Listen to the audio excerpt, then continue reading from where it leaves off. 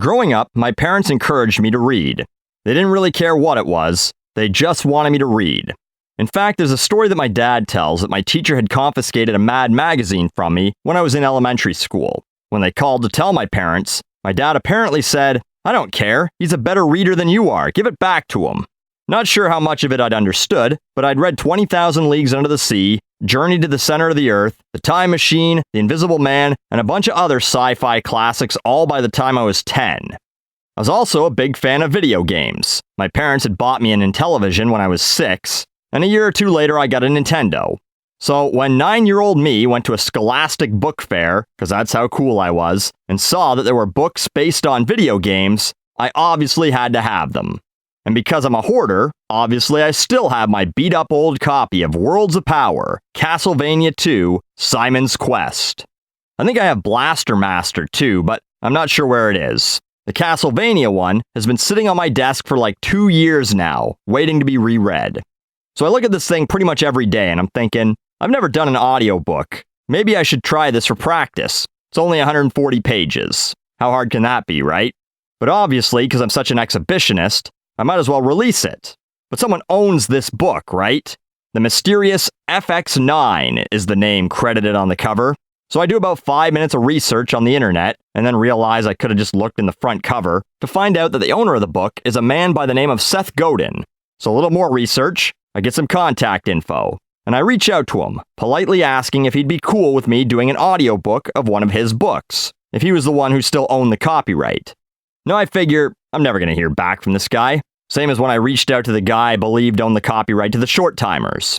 But Mr. Godin responds in less than an hour, says, "I'm fine giving you an informal, non-exclusive right to read them, but I don't own the trademark to the underlying games, and that he figures I probably won't be hassled by them, but if I am, he can't do anything about that. So, Konami, I get it, you own all the Castlevania stuff, but just be cool, okay?" Turns out this is the 30th anniversary of the Worlds of Power series, with the first books published in 1990. It's cool that 30 years later I can share this book with you, a book about video games that I read when I was told to shut off my game and go to bed. They're a little cheesy. It was a book for tweens based on 80s video games. But it was a lot of fun turning this into an audiobook. Thanks to the man known as FX9 for giving me a chance to do this. Took about 12 hours of recording and editing that I could have been using to play some PS4. So once again, Seth, mission accomplished. You got someone to read instead of play video games. Worlds of Power, Book Number 4. Castlevania II, Simon's Quest. Book created by FX9, written by Christopher Howell, a Seth Godin production. This book and audiobook is not authorized, sponsored, or endorsed by Nintendo of America Incorporated. Copyright 1990 by Seth Godin Productions Incorporated. All rights reserved. Published by Scholastic Incorporated. Simon's Quest is a registered trademark of Konami Incorporated. Konami is a registered trademark of Konami Industry Corporation Limited. Worlds of Power is a trademark of Scholastic Incorporated. Chapter 1. Tim. It looked as though Count Dracula was going to win the battle. "I will drink your spirit like cherry pop," said the Count, flapping his cape and showing his fangs. "Yes, Simon Belmont, you will become one of my children of the night." Simon shivered with fear. They both stood upon a castle tower. Beyond was darkness, except for a cold moon in the sky like a dead eye. Wind chuckled softly along the battlements. The air was full of the smell of the garlic clove necklace Simon had around his neck. "No, Count Dracula, you will not drink my spirit this day," he said, snapping his thorn whip with a crack as loud as a gunshot. "And by the way, it doesn't taste like cherry pop at all, so it's nothing you'd want anyway." "Let me be the judge of that." And the vampire leapt at him. He flapped his long arms and they became wings. His gigantic teeth gleamed as the mouth opened wide, seeking to bite. "No you don't, Count Dracula," said Simon Belmont, his long hair streaming in the night wind. He held up the magical item he had worked so long and hard to obtain. "For I have the power of the magic crystal, and that is the one." "Timothy," Simon Belmont started. "Timothy Bradley, are you listening to me?" Simon dropped the magic crystal. It smashed to the floor and burst into 1,000 brilliant pieces. Count Dracula laughed cruelly. A vampire has no better ally than a mother. He leapt on the boy and then... The magical world of Castlevania dissolved around Tim Bradley like twinkling gossamer. No longer was he Simon Belmont, vampire hunter. Once more, he was in his boring bedroom. His mother stood in the doorway. Timothy, you've got school in less than 10 minutes. How many times do I have to tell you, no Nintendo games in the morning? You get too wrapped up in them, and you're late for your classes. Tim put down the joystick. Gee, Mom, I almost got Count Dracula again. Didn't you tell me that you already got the Count? Judy Bradley asked, bending her frown toward the TV set. She was a pretty woman, even with her dark brown hair and curlers, but she didn't look so hot when she frowned. More than once, as I recall. 19 times, said Tim proudly, reaching up and turning off the TV set. This would have been the 20th. Well, just use your imagination to pretend the Count got staked again and run along to school, chum. Tim shook his head as he got up and began digging through a pile of comic books for his prized pair of black leather Reebok shoes. He found one of them and began to put it on. You just don't understand, Mom. I'll know I didn't win. That's what matters. He dropped down and began to feel around under his bed for the other shoe. His hand encountered miniature model monsters and warriors, marbles, a slingshot, then finally came across the soft leather top of a tennis shoe. Well, mothers never do understand, I suppose, said Mrs. Bradley. That's part of our job. I do understand, though, that if this happens once more, your father's gonna hear about this and whoops, there'll go that allowance that keeps you nose high in comic books. Tim slipped on the other shoe, tied it, message received, over and I'm out of here. He grabbed his books and a half-eaten chocolate granola bar for breakfast and ran past his mother and down the stairs, taking them two at a time. Although he was short, and he wasn't exactly varsity sports material, Tim Bradley was quick. His friends wanted him to play pickup touch football all the time. He, however, was just as happy to exercise his finger and thumb in front of a video game. Like books, they were whole worlds he could get lost in, zooming with fighter planes or roving through adventures with deadly ninjas. Tim's favorite game, however, was Konami's Castlevania. He had never gotten through Bram Stoker's famous novel Dracula. It was too darn scary. And Stephen King? Whew! Tim liked fantasy plenty, but when it came to horror books, horror films, or horror comic books, Tim's knees just turned to water. This was why he liked Castlevania so much. He could deal with Dracula there. He felt like he had control. Tim Bradley was a short 14-year-old who wore black horn-rimmed glasses just to be eccentric. He had dark hair and a narrow face, but it was an open and friendly face when he took off the spectacles. Tim Bradley certainly didn't think he was good-looking. He just saw himself as being pretty average. Except at video games. At video games, he was a real champ. As he ran to school where he attended the 8th grade, he took a bite of his chocolate granola bar. This was one of his weaknesses. Not granola bars. Chocolate. If he could, he would have eaten a Hershey's Big Block for breakfast. Mom compromised by buying him chocolate granolas with healthy stuff like raisins and nuts. Too much chocolate is bad for your complexion, Tim, she'd say. Besides, it puts on weight. Tim had a clear complexion, and he was slim, so it was hard to understand what his mother was talking about. But since he still lived at home and would until he grew up, boy, he couldn't wait to do that. He had to do what his parents said, more or less. Anyway, he knew that chocolate wasn't good for you. He just loved it. Always had and probably always would. Especially the gooey, rich fudge that his grandmother made that he would wash down with big glasses of cold, foamy milk, and gosh, just thinking about it made him gobble up the rest of that breakfast bar. If he had looked off to the right, behind a large clump of juniper bushes, he would have seen a famous hero from another dimension materializing with a quiet pop. As it happened, the famous hero had come specifically to speak to none other than Timothy J. Bradley. However, the hero was so overcome by culture shock that he could only stare at the wonders about him, allowing Tim Bradley to be on his way to homeroom. Chapter 2.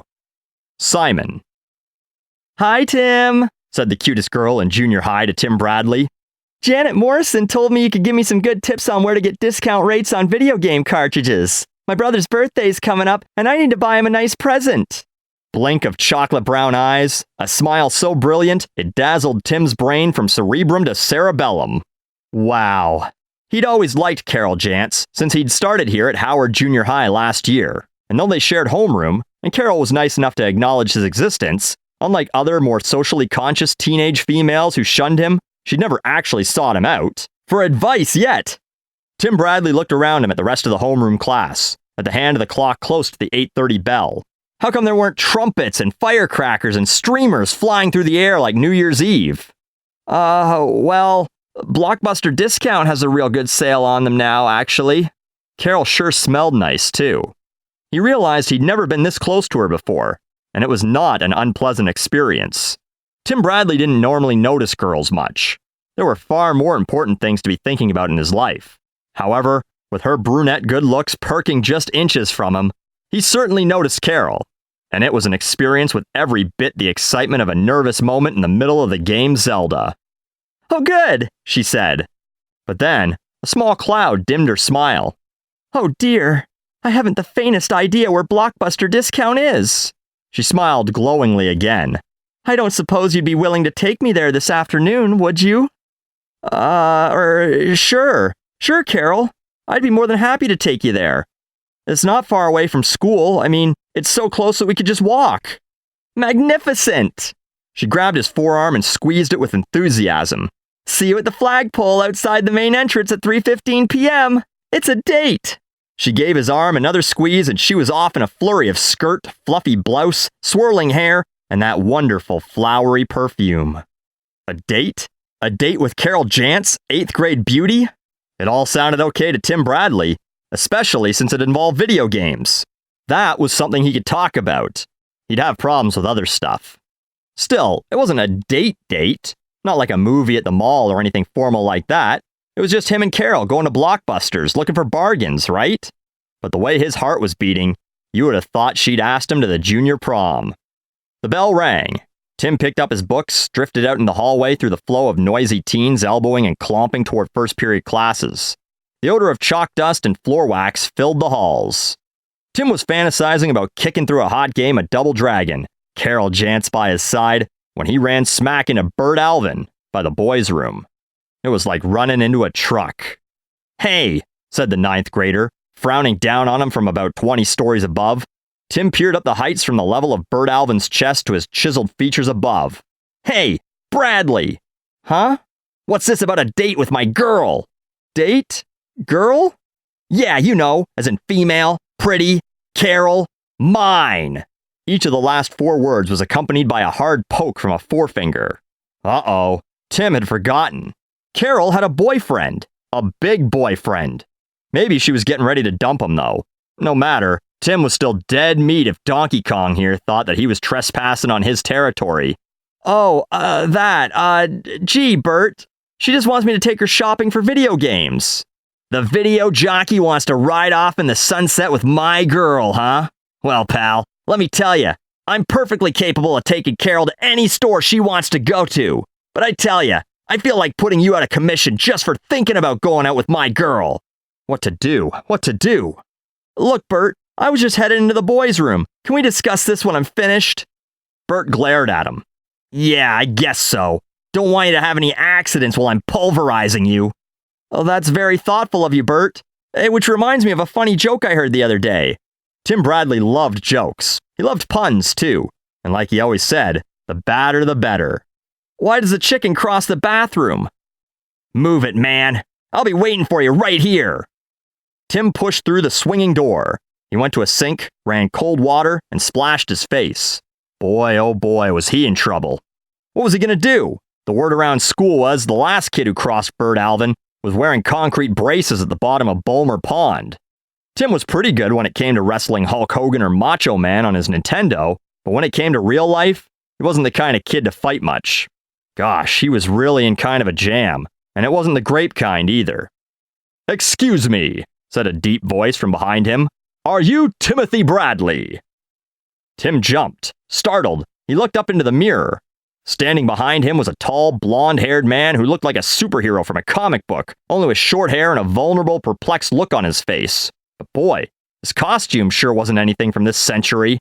He wore what looked like handmade sheep's wool jacket and trousers, with a sackcloth shirt cinched at the waist by a wide leather belt.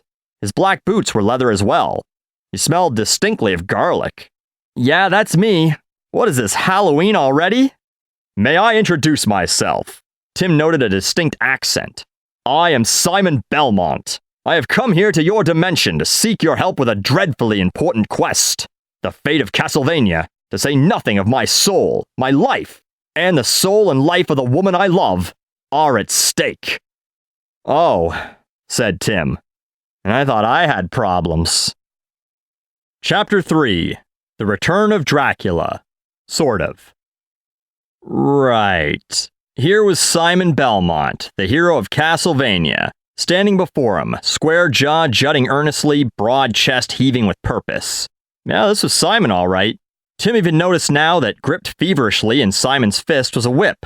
Around his neck on a leather thong was a beautiful golden ring that shone and glittered like the heart of a sun. Righteous dude, said a long-haired guy with leather pants just coming into the boys' room. Aren't you Metallica or something? No, said Simon, eyes flashing with dark earnestness. I'm from Castlevania. Great group, man. Got all your CDs. The guy cruised out of the boys' room thrashing power chords on his heavy metal air guitar. Simon looked quizzically at Tim. If you don't know, don't ask, said Tim. Look, anyway, this is a joke, right? Everyone's ganged up on me because they know I'm an ace Castlevania player and I'm being persecuted for my hobby. No, I swear upon my sacred honor, insisted Simon. Sure, okay. Suppose there really is a Castlevania, and you really are Simon Belmont. What's your girlfriend's name, huh? Answer me that. Why, Linda Entwistle, of course. Huh, you've done your research.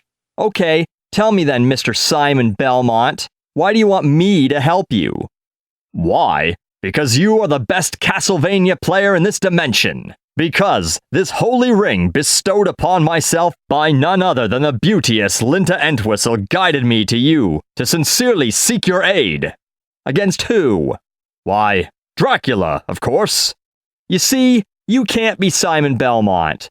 I defeat that crummy old vampire all the time. There is no time for an explanation. You must come with me immediately. I entreat you, Timothy Bradley. Please. I don't know, Suddenly, there was a loud pounding on the boys' room door. Hey, Bradley! Come on out of there and get what you deserve! Say, if you're Simon Belmont, how'd you get here?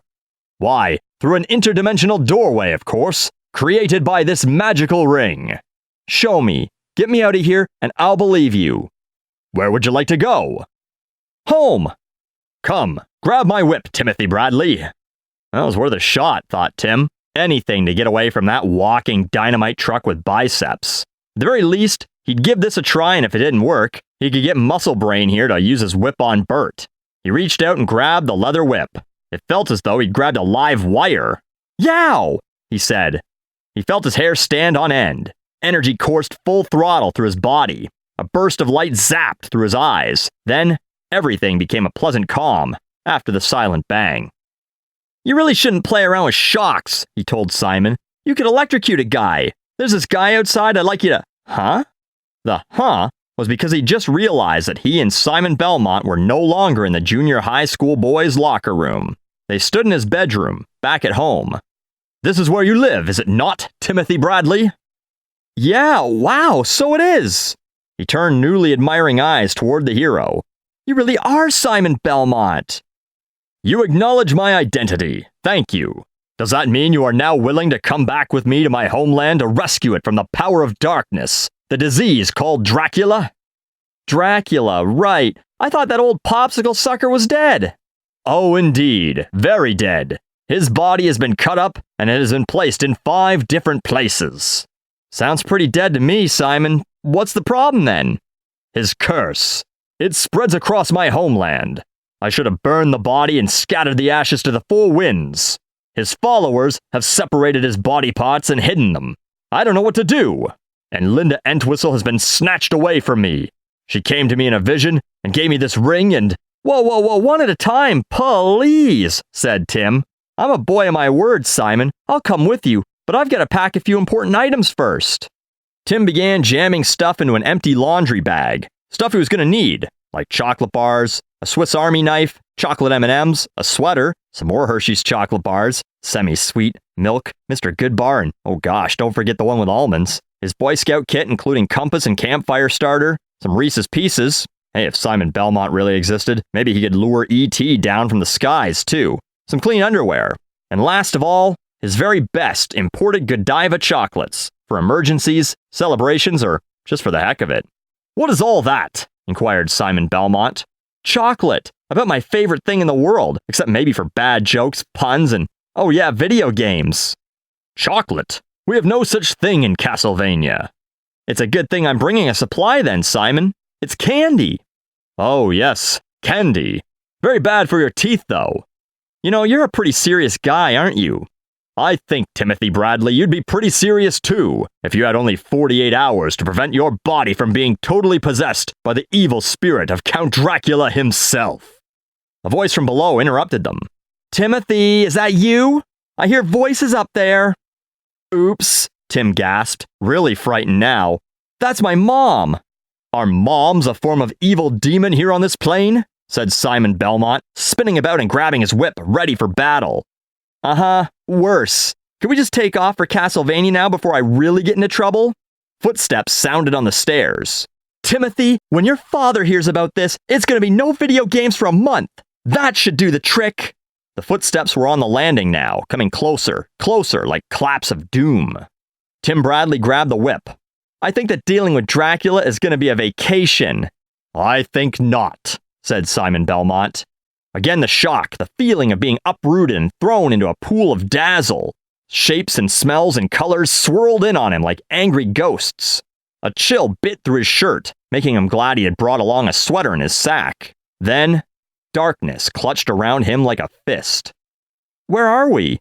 Tim asked when they had seemed to come to a stop. Welcome, said Simon Belmont, to Castlevania. Chapter 4. Castlevania Caper.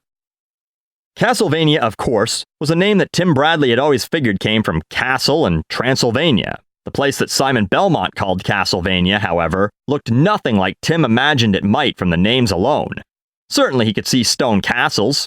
Certainly the place held all the menace implied by Transylvania, the birthplace for the legend of vampires. However, otherwise, it was quite a surprise. Golly, Simon, things are pretty creepy here in Castlevania at night, huh?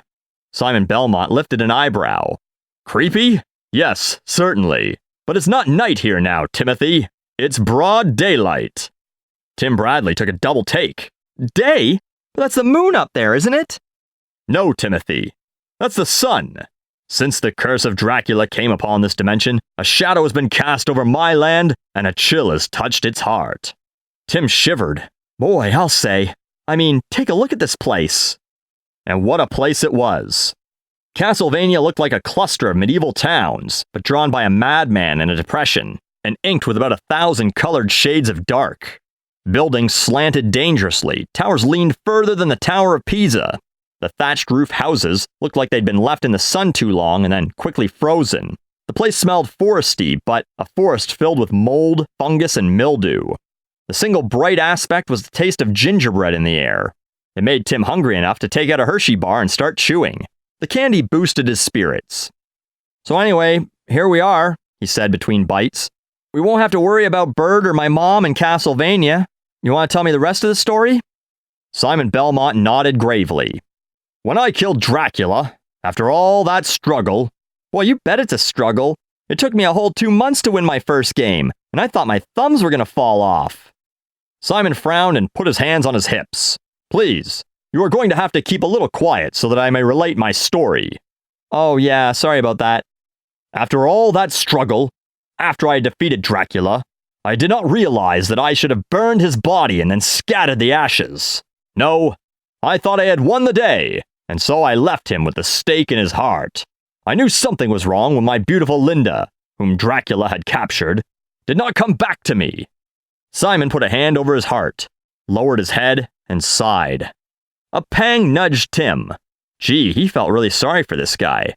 After all that effort, he doesn't get the love of his life back. It was at this moment that Tim Bradley determined that yes, he would do his very best to help Simon Belmont. This was a good man. That's okay, Simon, said Tim. We'll get her back, together, even though this is the weirdest looking place I've ever seen, and I'm not really sure if this is a dream. Oh, make no mistake, this is no dream. Dracula is very real, and his power is far more than I thought it was. When I left his body in his coffin, his helpers came. They cut Dracula in 5 parts. His evil soul swept throughout the dimension, a temporary stay from its banishment. For you see, Timothy Bradley, the soul of Dracula has 48 hours to find a body to possess so that it can remain here. Like bad movie music, a wind swept through some nearby trees, scratching off the last of the leaves and rattling the limbs. A shiver of dread went up Tim Bradley's spine. Yikes, he realized. This was no Halloween prank. This felt like the real thing. You mean, like me? Simon Belmont turned a haunted look toward Tim. No. Me. You? Why would he want you? He must possess the last person he infected with his blood, said the hero. He unrolled his sleeve. On the arm were 3 parallel grooves, filled with scabbed blood. The scars of Dracula, Timothy Bradley. I am the person he must possess, and this is the true problem. This is why I need an aide to help me through Castlevania. This is why I need your help so desperately. You mean if he takes you over, you'll become a vampire? Yes, and then the monster shall again rule my beloved home of Castlevania. True dread jolted Tim Bradley. He felt the intense need for a Hershey's Big Block come over him. But where was his pack? Oh yes, he bent over and rummaged through its contents with his hand. Sounds pretty serious, Simon. You're saying you got 2 days to stop Dracula. I suppose that means you have to find those body parts, right? You put them together, you fight him again, you beat him again, and this time you destroy him forever. He found the chocolate bar and gripped it. Hey, you know, this would make a fantastic video game. He turned back around, starting to tear the wrapping off the candy bar. In fact, when I get back, I'm going to write to a game company immediately and suggest that... Yikes! The yikes was said in good cause, for Simon Belmont was no longer totally Simon Belmont. Greetings, mortal, said the voice of Count Dracula. Come to Castlevania for an early and unpleasant death, I take it? Tim Bradley dropped his candy bar. Chapter 5. Dr. Simon and Mr. Dracula. Simon Belmont was undergoing a transformation like nothing Tim Bradley had ever seen before. His back was bending over like a hunchback's, and his fingers grew hairy. His nose lengthened and tapered to a point. His face thinning, his mouth drawing into a cruel sneer. The hair became limp and greasy. It was like Dr. Jekyll turning into Mr. Hyde, only much, much worse. And the eyes. The eyes became narrow slits behind which pupils glowed like live coals in a furnace. They burned through Tim like laser beams edged with razor blades. If Tim Bradley could have screamed, he would have let out a long, loud one. Unfortunately, he was so paralyzed with fear that he could barely move, let alone make a sound. Dracula was taking over Simon Belmont's body. Aha! You are a puny little nothing, aren't you? Why ever did Simon Belmont choose you? Asked Dracula's voice, coming from Simon's transformed body. I can see that my success in taking over his body is virtually assured. Oh yeah? Tim blurted, breaking out of his freeze. I happen to have already beaten you 19 times. Is that right, mortal? I certainly remember none of those times. You're a silly thing, aren't you? I shall enjoy hearing you squeal and feeling you squirm when I sink my lovely fangs into your soul. Is that the tooth? Tim shot back. Ugh! Cried Dracula's voice. Simon's body jerked back as though physically struck. A pun! I abhor puns. If there's anything I can't stand more, it's stupid, silly jokes. Really? Well then, Drac, maybe you'd like to know why a duck flies looking down. No! Simon's body shook with violent tremors. No, stop, or I shall tear you to pieces. Because he doesn't want to quack up. Ugh! The vampire's face now seemed to be merely superimposed over that of Simon Belmont's, and that double-image face was freaking out. Dumb joke! Stupid joke! No, Drac, said Tim Bradley, sensing victory within his grasp. It's a foul joke! The vampire's face contorted with outrage. His eyes bugged so wide they appeared as though they were going to pop out. Bah! He said. I shall take revenge myself upon you for that, mortal. Take heed! Your blood and your soul will belong to me! Don't count Dracula your chickens before they're hatched, wimpire! Dracula didn't even get a scream out for that one. The fanged mouth just opened incredibly wide and then pop! The flattened picture of the Count imploded, leaving Simon back the way he'd originally been, only looking more pained, if that was possible. That was the very worst yet, he said. The accursed vampire almost had me then. If not for you and your jokes, my new friend, I surely would have fallen under his sway. Hey, give yourself some credit. You put some willpower into the battle, I'm sure, said Tim. He was feeling braver already. That old fool wasn't such a danger after all. Haha, this would be just like an easy video game. You realize that now Count Dracula will be after your body and soul as well. Tim shrugged nonchalantly. I can handle it.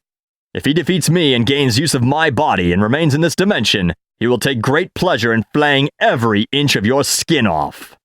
Tim blinked. And after he pours salt on your raw nerves, he will dip you into a vat of acid. Tim gulped. And then, Timothy Bradley, he will start torturing you.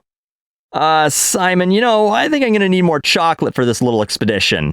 And, I just remember, I'm allergic to garlic. Maybe you better get my older brother Fred. He's really much better than I am at Castlevania. However, Simon Belmont had already spun on his heel and had started down the road. Come, Timothy Bradley. We shall go to the local tavern, where we shall get our supplies and plan our strategy. Tim Bradley stood still for a moment, trying to figure out a way out of this business. But then the darkness closed in, cold and ominous.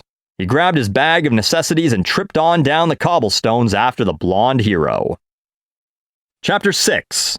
The 7 Deadly Sins.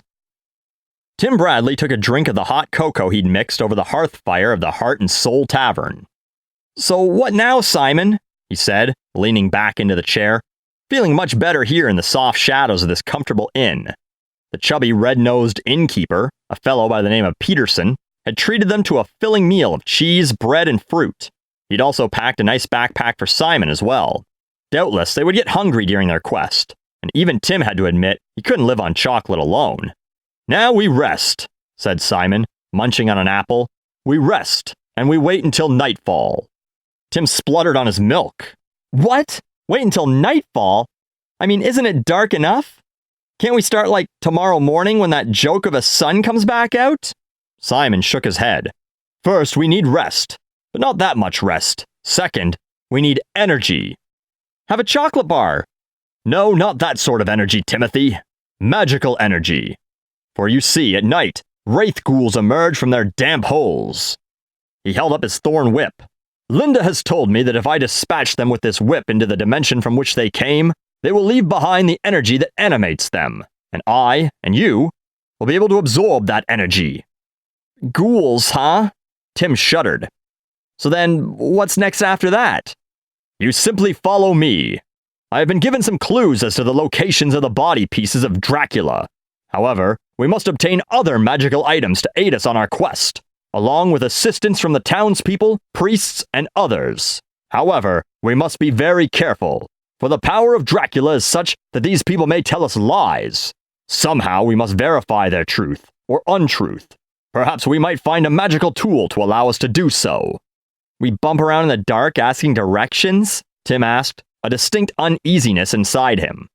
If you like, we may leave now and take what we can of the light. However, in order to get the dimensional energy we need, we shall have to hunt for monsters in the outlying woods beyond. Never mind, said Tim. I guess I'll take my chances tonight. He tried to cheer up. Hey, should we bring diamonds? Diamonds? Why diamonds? Because, don't they say, diamonds are a ghoul's best friend? Simon Belmont looked at Tim as though he were from another planet, which he was, of course, well, another dimension anyway. Tim could see that Simon was the deadly serious type who didn't get jokes. It didn't matter. The dude was big and the dude was brave and he meant well. Gee, said Tim, laughing. At least Dracula gets my jokes. He doesn't like them much, but he gets them. Simon shrugged and proceeded with his instructions. What you witnessed back on the street was my worst attack yet. Dracula is attempting to control me.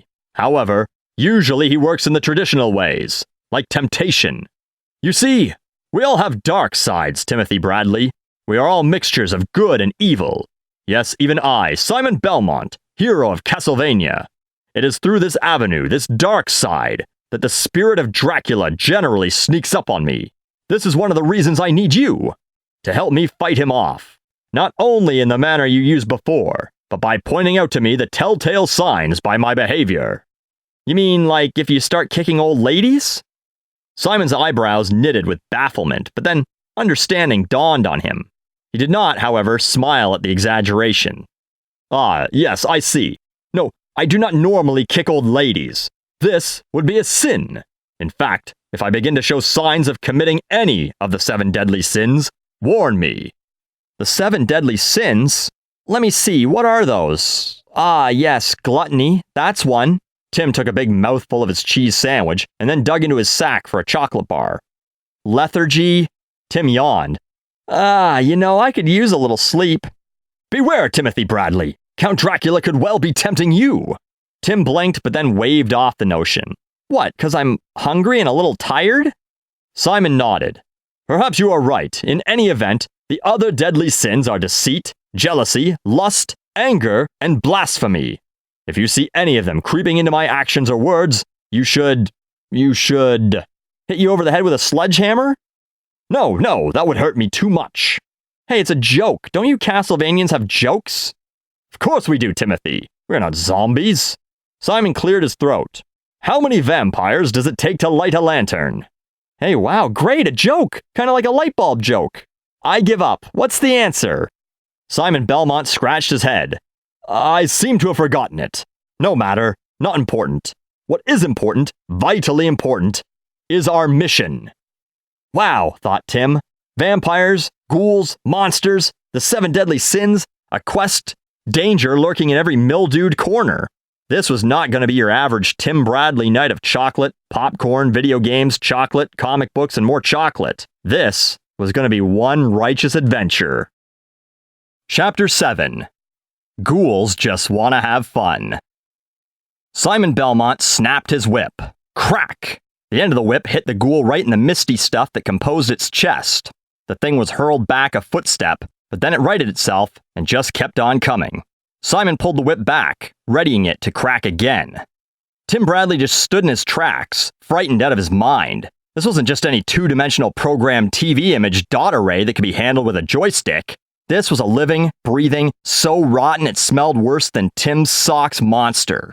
No, scratch that. This was a dead, living, breathing monster. The thing was about 7 feet tall. Its gray skin hung down in tatters, revealing bones and worms beneath. Its popping orbs looked like the eyes of a long-dead fish. But when you looked closer at the grim thing, it got worse. When you looked closer, you saw the thing was only half solid. It seemed to be composed half of flesh and half of gray smog, lit from within by an unearthly glow. Simon's whip unfurled, catching the thing again, this time squarely in its skull face. Crack! This time, the whip had an instant effect. An explosion like an M80 going off in a garbage can sounded out. Shivers of energy-infested ectoplasm radiated around the whip's end. The whole creature shook. Then, with a bright shimmer, it seemed to wrench away from existence, as though some kind of hook had come out of nowhere and dragged it into a black hole, leaving only its outline behind. The outline turned to a dazzle that glittered over Simon Belmont like fairy dust. Simon shivered, and his eyes got wide for a moment. And then, he recoiled his whip around his hand and nodded toward Tim. Ah, yes, energy. Already I feel recharged with vigor. I am ready for another. Well, good for you, Simon. Me, I'm ready to go back to that safe, warm tavern. Tim wasn't serious. He knew that he had a job ahead of him, that he had promised to do, and he wasn't the sort to weasel out of his commitments. But all in all, he would rather be back in the tavern, sipping hot chocolate than fighting ghouls in the middle of a dark Castlevanian night. They'd finished their dinner back at the Heart and Soul. The innkeeper had wanted them to eat more, but Simon had insisted that too much to eat and drink would make them tired and heavy for tonight's action. Just a little cat nap would do, he insisted. And that was just what they'd had, too. A cat nap. Right there on one of the benches of the tavern, right beside 2 tavern cats. Fortunately, Tim's allergies weren't acting up, so he actually managed to go to sleep despite all the excitement of the day, and all the excitement yet to come, and all the caffeine and all the chocolate bars he devoured. Must have been all that warm milk he'd drunk. When he'd woken up, it was dark outside, so he figured it was time to go. However, the sun was still up, even though it was low in the sky. They spent the remaining minutes warming up their muscles with exercises. Then, Simon had prepared himself by sitting very still with his legs folded under him. Tim had prepared himself by eating a bag of M&Ms. Simon's voice brought him back to the present. "There's no time for loafing in warm taverns, Timothy Bradley. Look, here come 2 more ghouls. You take one, while I'll deal with the other." Sure enough, coming out of a narrow alley like 2 gravestones with arms, legs, and bad attitudes, shambled 2 ghouls. They hissed harshly, opening mouths filled with sharp teeth. Long claws reached out to rend and tear at their victims. All in all, it was not a pleasant sight. Tim Bradley lifted the sword that Simon had given him just after they'd arrived at the inn. He would have preferred a gun. However, Simon Belmont had informed him not only of the fact that there were no guns in Castlevania, but that even if they were imported from another dimension, they wouldn't work here. Gunpowder didn't explode in Castlevania. "Things work on magical principles here, Timothy," Simon had explained, "and also on the moral laws of good and evil.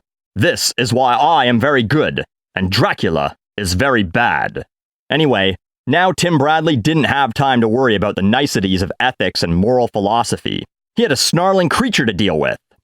The ghoul bore down on him with surprising speed for something that looked like it was going to fall apart at any moment. Tim swung the sword over his head toward the creature, but somehow missed. The metal sword crashed down on the cobbles noisily.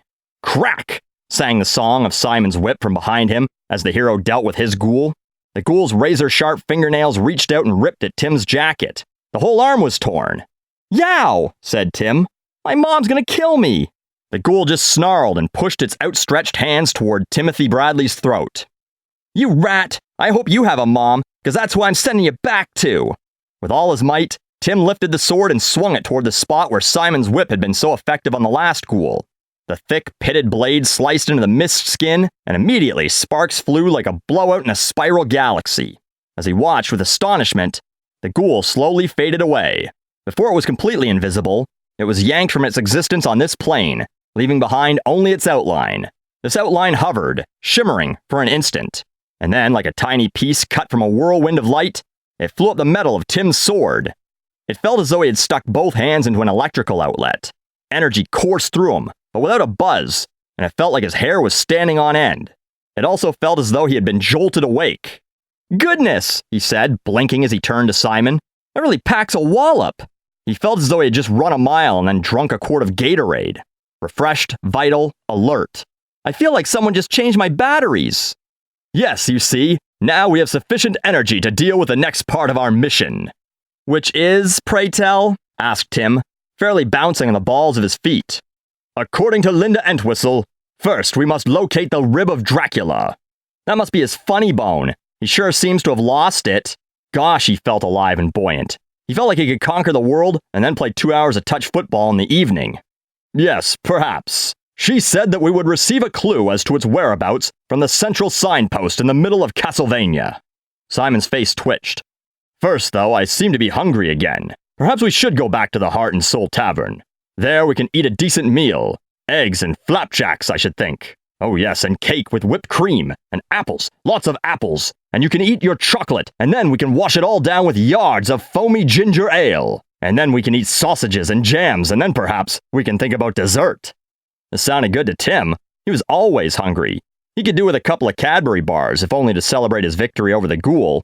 But then, he caught himself up short. This was the sort of warning sign that Simon had told him about. Wasn't gluttony one of the 7 deadly sins? His stomach rumbled. Still, some pancakes would be awfully delicious. No, he told himself. This was why he was here, to help Simon resist temptations, not fall to them himself. He had a responsibility to fulfill, and he meant to do just that. He kicked Simon Belmont in the butt. Not real hard, but firmly enough to wrest his attention away from treats and sweets. "Ouch," said Simon. He lifted his whip up, turning a look of anger and menace on Tim. "Why do you strike me, mortal?" "You see, you're even starting to sound like Dracula." Simon's mouth dropped open. "Yes, you're right. And so you kicked me upon my nether parts." Simon patted Tim upon his shoulder. "Excellent. Already Linda has guided me truly in selecting such a fine fellow as you." Tim felt a stirring of feeling. He really liked this guy. When Simon Belmont had a good thought about someone, he shared it. He was thoughtful, sincere, and honest. So what if he was a bit unhip? He had his own brand of cool. Anytime, Simon. Tim looked down the intersecting streets, deserted now, all wrapped in night and eerie mist. Well, we'd better be going to that signpost now, right? The question is, which way? Right, my true friend. The way to the signpost is no problem. Follow me. And Tim, trusting Simon to show him the correct way, followed. Chapter 8. The Signpost. Good grief, said Tim Bradley, gazing upon the thing with a mixture of awe and bafflement. This is the weirdest signpost I've ever seen. As I said, Timothy Bradley, things are not the same here in Castlevania as they are in your dimension. Boy, I'll say. The sign was normal around the edges. Its stand was of wood, solid oak from the looks of it, and the frame was wood as well. However, it was the image inside the frame that was weird. Clouds, said Tim. It looks like just a muddle of clouds. I feel like I'm looking into the Twilight Zone. He looked over his shoulder. Is Rod Serling hiding anywhere around here, by the way? Twilight Zone. Cultural reference. But what good is it going to do in getting our directions to Dracula's chest bone? Just a moment, my friend. Observe. From around his neck, Simon took the leather thong to which was tied the magical ring that had brought him to Earth and to Tim. He picked the ring up between his fingers, and it sparkled with his touch. Tim found himself holding his breath with excitement. There was something righteous and glorious about that ring now, as Simon held it forth to the sign. The gold and glitter touched the wood. Tim Bradley gasped with wonder. Clouds exploded with light. Tim had to hold up his hand to shield his eyes. There was violet light, red light, light of rainbow dazzle, and then the light faded into a soft and simple radiance surrounding a face. It was a woman's face, and it was the most beautiful woman that Tim Bradley had ever seen. She had eyes the color of the sky at its most blue, and hair the color of honey. Her skin was soft and pure and clean. She was smiling, but it was a smile of sadness, of melancholy. Linda, said Simon Belmont. My wonderful and beautiful Linda Entwistle. You were correct. At night, the signs can become portals into the dimension where you are imprisoned. Linda Entwistle smiled understandingly at her beloved. I should think that's fairly obvious, darling. But I see that you have successfully brought the hero from Earth here. And my goodness, he is a handsome young man. Tim blushed. Hi, was all he could manage. He has already saved me from Dracula twice, said Simon. But time grows short, Linda. We must seek out the 5 vital parts of Dracula you have described. The closest, you say, is Dracula's rib. But where is it? Linda Entwistle's image shook and quivered as though the sign were a magical television screen and something were interfering with the transmission. There are limits to the power of the ring you hold, my darling, she said. It too is affected by the curse of Dracula upon the land of Castlevania. When I attempt to tell you the direct truth of the location of these parts of Dracula, the message is garbled. Therefore, I must tell you indirectly, through puzzles and riddles. Puzzles and riddles, said Simon, cringing. I am not too good with puzzles and riddles, Linda. You know that. Yes, my dear. I remember how baffled you were when we played such games as children. However, this is one of the reasons I had you seek the help of Tim Bradley here. Tim, you are good with such brain teasers, are you not? Well, that's what my teachers say, and I do like to do crosswords and stuff sometimes, but I'm not really the best, and I don't know why you chose me. She smiled. Perhaps for your modesty. Now, there are people... A kind of static frizzled through the screen, shot with veins of blood red. Different.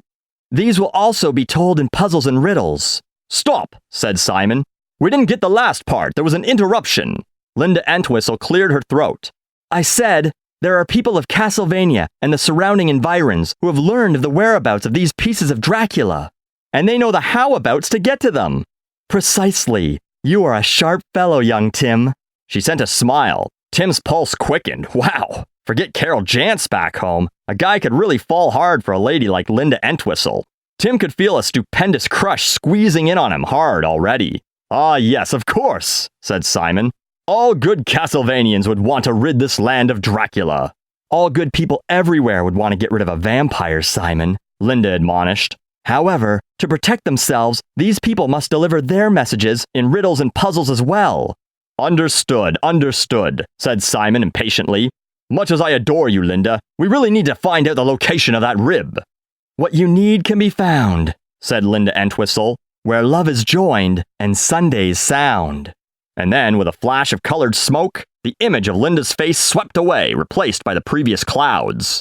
Where love is joined and Sundays sound, said Simon, scratching. Well now, that doesn't make much sense, Linda. Love isn't a thing, so how can it be joined? And days don't make any sounds as far as I know.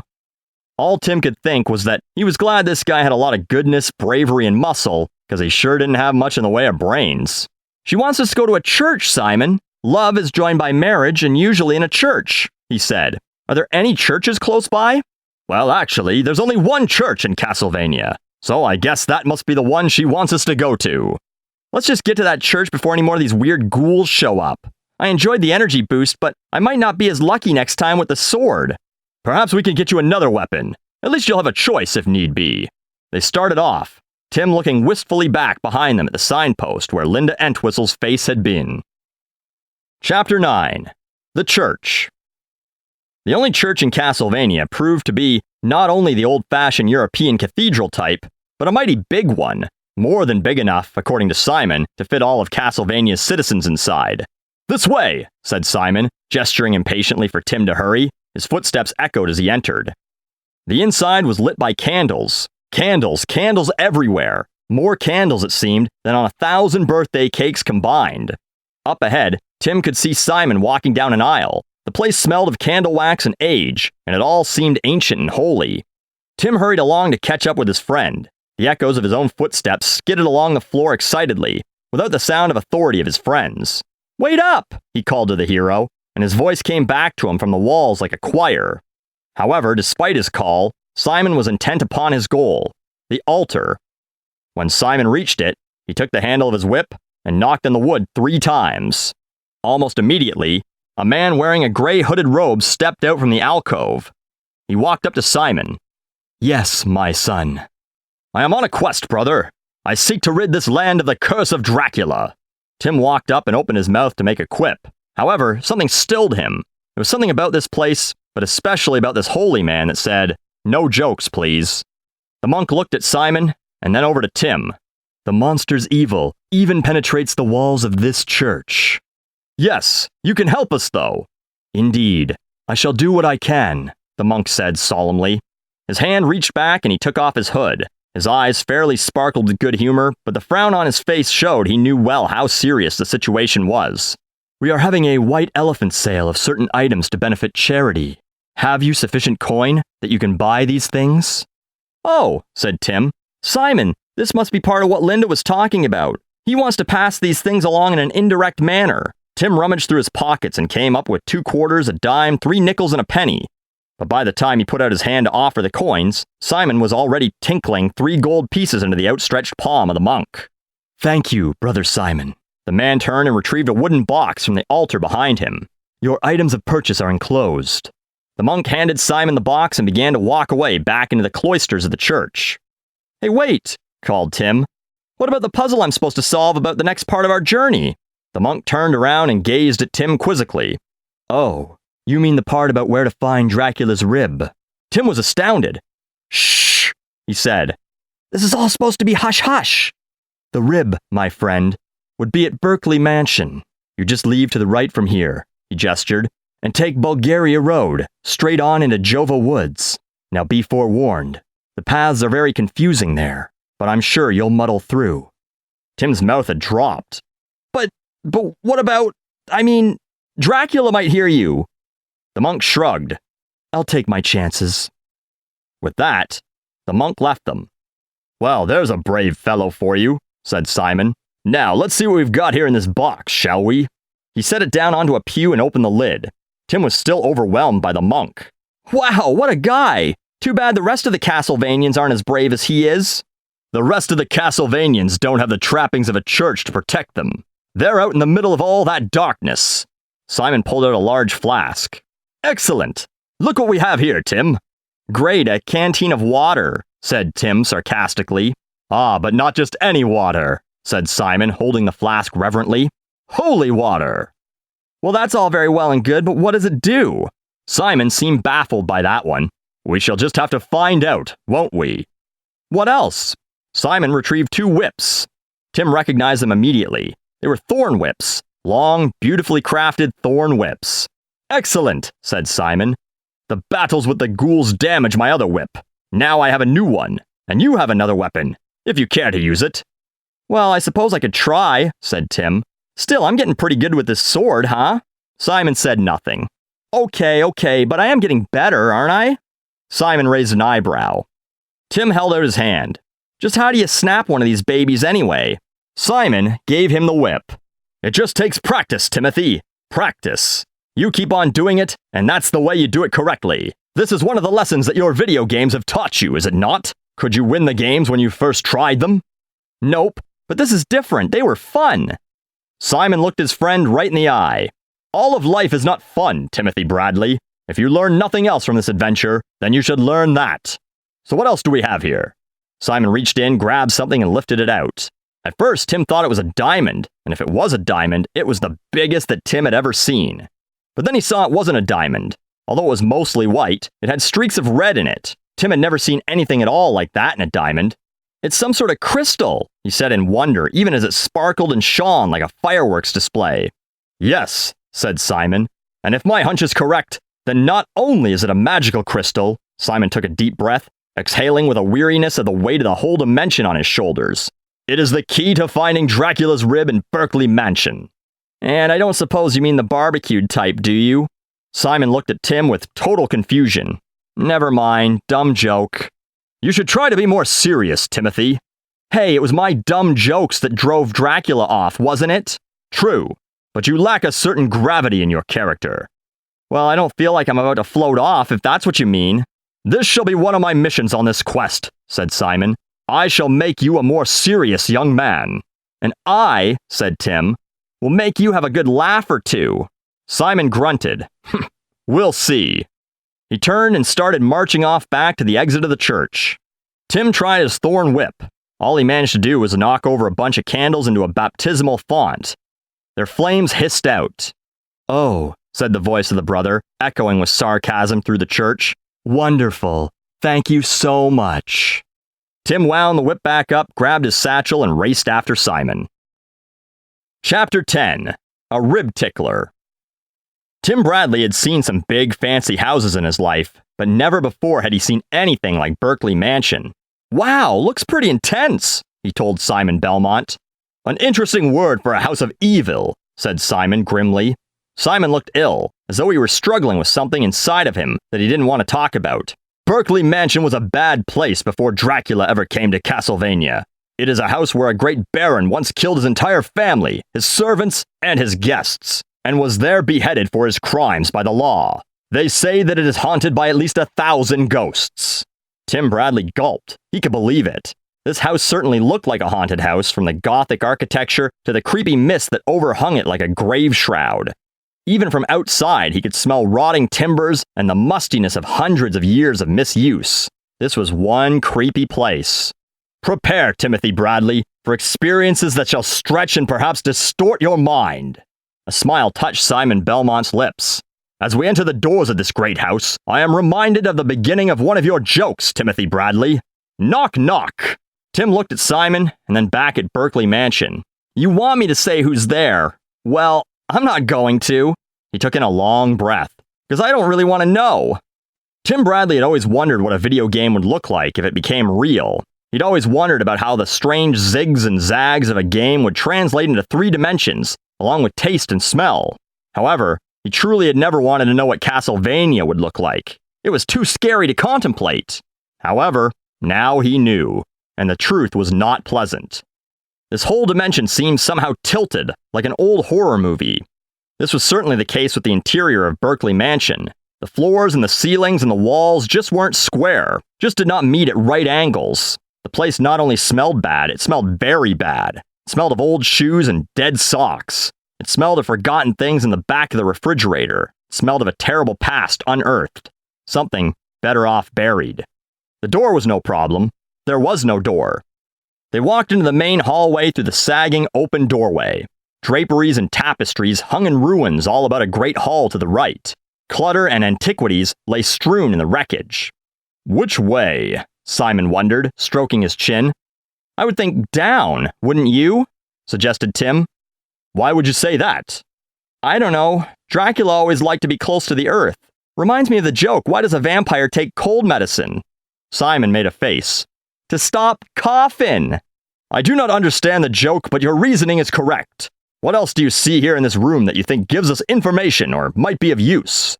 Tim surveyed the cluttered chamber. Good thought. The thing about Nintendo games is that there's always something around somewhere that you need to use somewhere else. This is not a game of any kind, said Simon sternly. This is deadly serious. Yes, I know, but I still think we should look for something that doesn't seem to belong here. Something that looks like it might be useful later. Tim began to walk among the odds and ends. Now look at this, for instance. He picked up a broken cuckoo clock. A bird on a broken spring hung out of it like a weird alien tongue. I don't see a thing that this would be good for. He tossed the thing back into a heap of junk. But this, I don't know, it might be a possibility. He bent down and pointed at something on the ground. What is it? Asked Simon. It was an arrow. But not just any arrow. It looked like an Indian arrow, with colorful feathers on one end and a stone arrowhead on the other. Look where it's pointed, said Tim. At the fireplace. So? I guess you wouldn't know, but these kind of mansions always have hidden passages, and they usually have them behind the fireplaces with marble mantelpieces. Simon looked puzzled. Why is that? Because of these. Tim walked toward the fireplace. On the top of the mantelpiece was a row of candlesticks. For hidden passages, you need handle openers. He pulled on one of the candles. It was just a candlestick and it came off. Huh, so much for your theories. Please, Simon, said Tim, still feeling self-confident on the subject. There were 10 brass candlesticks on the mantelpiece, any one of which might be the secret handle that opened a hidden door. Tim tried another candlestick. No go. Another. Nope. He started to get worried. Gee, I don't know. Maybe I am wrong. Maybe... Sticking out from the fireplace was an old grate. Looking over to Simon, he did not see it. He tripped over it, falling flat onto his face. Oof, he said. His dignity was hurt far worse than his body. Tim, are you all right? Simon rushed over to check, suddenly all seriousness again. Yeah, stupid of me, but I'm kind of a klutz at home anyway. Wait! What's that sound? The sound was a metallic scraping, like cement skidding along a steel floor. Tim looked around at the same time that Simon did. One of the dusty, cobwebby panels inside the fireplace was slowly sliding away, opening a section of musty, mysterious darkness. Simon looked down at his fallen friend. It would appear that I have an apology to make, Timothy Bradley. Wow, there is a secret corridor. Fear tickled his backbone. On the other hand, how do we know for sure that this isn't a trap? Simon shook his head. A trap would be more alluring, more obvious. No, you have done well. Let us progress. We, after all, have the torches we got at the inn to light our way. Yeah, let's just try not to burn down anything. This looks like a real fire trap here. Simon started for the passageway, his torch held out before him. A sudden gust of wind blew out from the passageway, blowing out both torches. The room was plunged into darkness. Well, so much for that, said Tim. Wait a minute, though, that arrow. Maybe there's something magical about that arrow. I mean, it did show us the way to the passage. What do you mean? Just a hunch. I mean, this sounds just like something from a video game. You need to find objects, you need to use objects, and sometimes those objects work together, so it follows that the arrow may affect whatever magic we've already gotten. The crystal we got at the church. It's worth a try, right? Tim heard the sound of uncertain footsteps as Simon searched his way back to the arrow. With a grunt, he knocked into something. Tim could hear the sounds of his hands feeling about the floor. Found it, he said. Okay, take the crystal and touch the arrowhead to it. Very well. It was like turning on an electric light bulb. The crystal ignited with a white light that lit the whole section of the room. Simon gasped with surprise and wonder, blinking with the brightness. I think that'll do the trick, said Tim, brushing himself off as he got up. Still, since you got the light, maybe you should go first. Yes, said Simon. Bring the torches, though. We could find a light later, and who knows how fickle this magical light will be. The passageway proved as dusty and murky as Tim had expected, but otherwise it was bare of danger. They followed it to a set of stairs, which they descended. 3 flights down, they came to a dead end. Simon, using the light, scoured the walls for some sort of opening. He found nothing. Well, this is a fine fix, said Tim, shaking his head. I don't know, though. It doesn't really make sense, though, does it? I mean, why would there be a stairway down to a dead end? You are the puzzle solver, Timothy. You know, you can call me Tim. Tim. Somehow it doesn't sound right. He stepped very close to the wall to inspect it closely, holding the arrow and the crystal up for better illumination. And a very strange thing happened.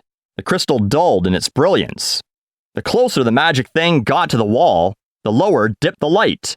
Simon stared at this phenomenon for a moment, drawing the crystal back and forth in the air to determine if in fact it was the wall that was dimming the crystal. Something evil is blocking this passageway, he said, which means that it may be something that is protecting the rib of Dracula. It looks that way, but how are we going to unblock it? We're not magicians. Should I start telling the wall jokes? Hey, wall! What's the stuff between an elephant's toes? No. This time, I know what to do. Simon dug into his pack and drew out the large flask filled with the holy water they had received from the monk. If indeed this is evil, it's not going to like this. He tossed a splash of the water upon the wall. The effect was immediate. It was as if Simon had tossed a stick of dynamite. With a profound kablam, the whole wall caved in with a cloud of dust. Tim took in a lungful and began coughing himself hoarse. However, he was gratified to see that the crystal was fairly bursting now with brilliance. You were right, Simon, which reminds me of a joke about... Simon held up a hand. Shh! Look into the next room, Tim. He held forth the white crystal, which cast forth its light deep into the adjacent chamber.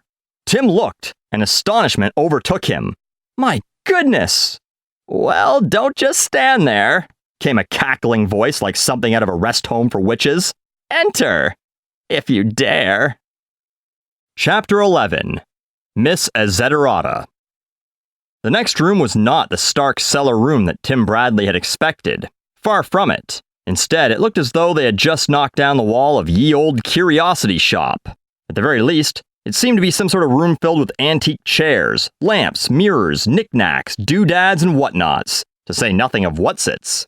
In the very middle of the room, sitting in a creaky old rocker, was a creaky old lady, with a very large black cat square in the middle of her ample lap, purring as it was petted.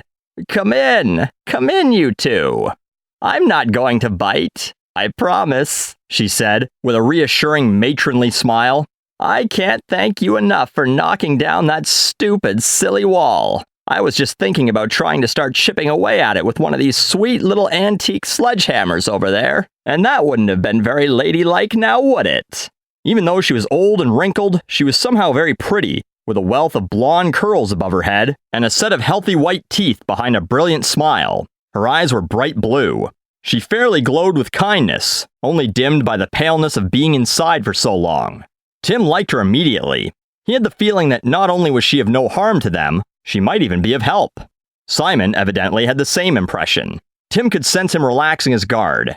However do you find yourself down here, madam? He asked politely. If Simon had been wearing a hat, Tim suspected that the valiant hero would have taken it off. The old woman's eyes fairly glittered with good humor. Well now, there's an interesting story for you. But first things first. My name is Azeterata Perkins, and pray tell, who are these old eyes gazing upon? Tim and Simon introduced themselves. Simon Belmont, well, hush my puppies. You wouldn't remember this, but I dangled you on my knee when you were just knee-high to a bat. Azeterata put her hand up to her mouth. Oh dear, how unfortunate a term, especially in these circumstances. Go ahead with your story, urged Tim. Oh dear, of course. How I do go on sometimes. She giggled almost girlishly. You must understand that I am the caretaker of Berkeley Mansion. Caretaker? Said Tim, unable to hide his surprise. Immediately he was embarrassed about his blurting out, but by the look of amusement in Azeterata Perkins' eyes, he could see that she didn't take this as an insult. Not what you think, Tim. You see, I take care that Berkeley Mansion looks ramshackle. I distribute the cobwebs, the dust, and the clutter just so. A work of art, I say, and it took years to get this way. And now that rascal Dracula has me locked down here, unable to appreciate my own handiwork. However, thanks to you all, I am now free again. I could go up and drift through my lovely rooms and enjoy the delightful dilapidation." "That's all very well and good, Isidorata Perkins," said Simon. "However, we must tell you that we are on a very important quest." "Oh yes, of course. You must be after the rib of Dracula. Well, it's downstairs, and you're welcome to it as far as I'm concerned. It's caused me absolutely nothing but a headache, the way it pounds on its drum sometimes." "Pounds on a drum?" said Tim. "Yes, well, it hasn't got much else it can do, just being a rib and all. And I must say it must feel a bit isolated without the rest of Dracula to keep it company. So it's got this silly drum, and sometimes it pounds on it. What do you think? You think maybe it reminds it of the beat of its owner's heart?" "I wouldn't think that Dracula had a heart," said Tim. "Oh yes, and that is one of the things we must find," said Simon. "A heart, yes, but definitely a very black heart." "Yes, well, I dare say," said Isidorata. "None of my business, but anything I can do against Count Dracula will do my heart good." "How can you help us then?" asked Simon. Let me see." Isidorata stroked her double chin. "Well, for starters, I could tell you how to get down safely to where the rib is located. And I suppose I might give you what you need to take the rib safely. Tricky business at best, that. And mind you, Count Dracula's minions may be stupid, but the Count himself isn't. He set up some safeguards for the rib." "We are prepared." "Sorry, cat, but you're gonna have to get off," said Isidorata, gently lifting the fat cat from her lap and placing it down on the floor. "Now then, let's see what we've got here." She turned her attention to the pile of junk in the middle of the room, pulling this out, pushing that aside. "Sewing scissors? No. Thread? Won't help. Curling iron? Maybe with Dracula's hair, but not with his rib." She pulled out an old boot, a hat, a bicycle pump. "You find some strange things in haunted houses," she explained. "Even ghosts sometimes. Ah, what do you know? Here's something I think you'll be able to use. A steak." Tim blinked. "What, to eat after we cook it on the barbecue at the rib?" No. You clearly think in puns, young man. An unhealthy habit. No." She held up a length of wood. "A steak! Oh," thought Tim. "That kind of steak." It was long and had one blunt end and one pointed end. "This is the kind of steak you'll need to deal with Dracula," said the old woman. She thrust it into Simon's hands. "Go down the staircase past that door. Take a left at the bottom, and watch out for the troll. You'll see the dungeon to your left. There are skeletons hanging from the chains. That's how you'll know you're in the right dungeon. Get past whatever monsters lurk down there, climb the steps, touch the rib with the stake, and hey, it's all yours. Bring it up here, dearies, so I can have a look at it, all right?" She started going through the junk on the floor again, humming a tune to herself, suddenly totally oblivious to the presence of the two heroes in her room. "You'll give us more directions when we get back?" She turned around, smiling happily upon them. "Well, of course I will, loves. And also, there might be another goodie or two that I unearthed from this pile with your names on it. Toddle off now, then. Have a good time. Mind the monsters. Oh, and if you see the spirit of Dracula pop up, give the old blackguard my worst, would ya?" With that, Isidorata Perkins turned her attention back to her work. "Off, then," said Simon Belmont, pointing with the stake toward the door. "To the dungeon." "To the dungeon with a bludgeon," said Tim Bradley, and off they went. If the previous part of Berkeley Mansion had been dirty, then the dungeons below could be called absolutely, undeniably, and irrefutably totally filthy. In short, a real mess. "Maybe we should fire up the torches again, huh?" said Tim, chilled to the bone with the cold gloom into which they were descending. "No, we shall make do with the white crystal.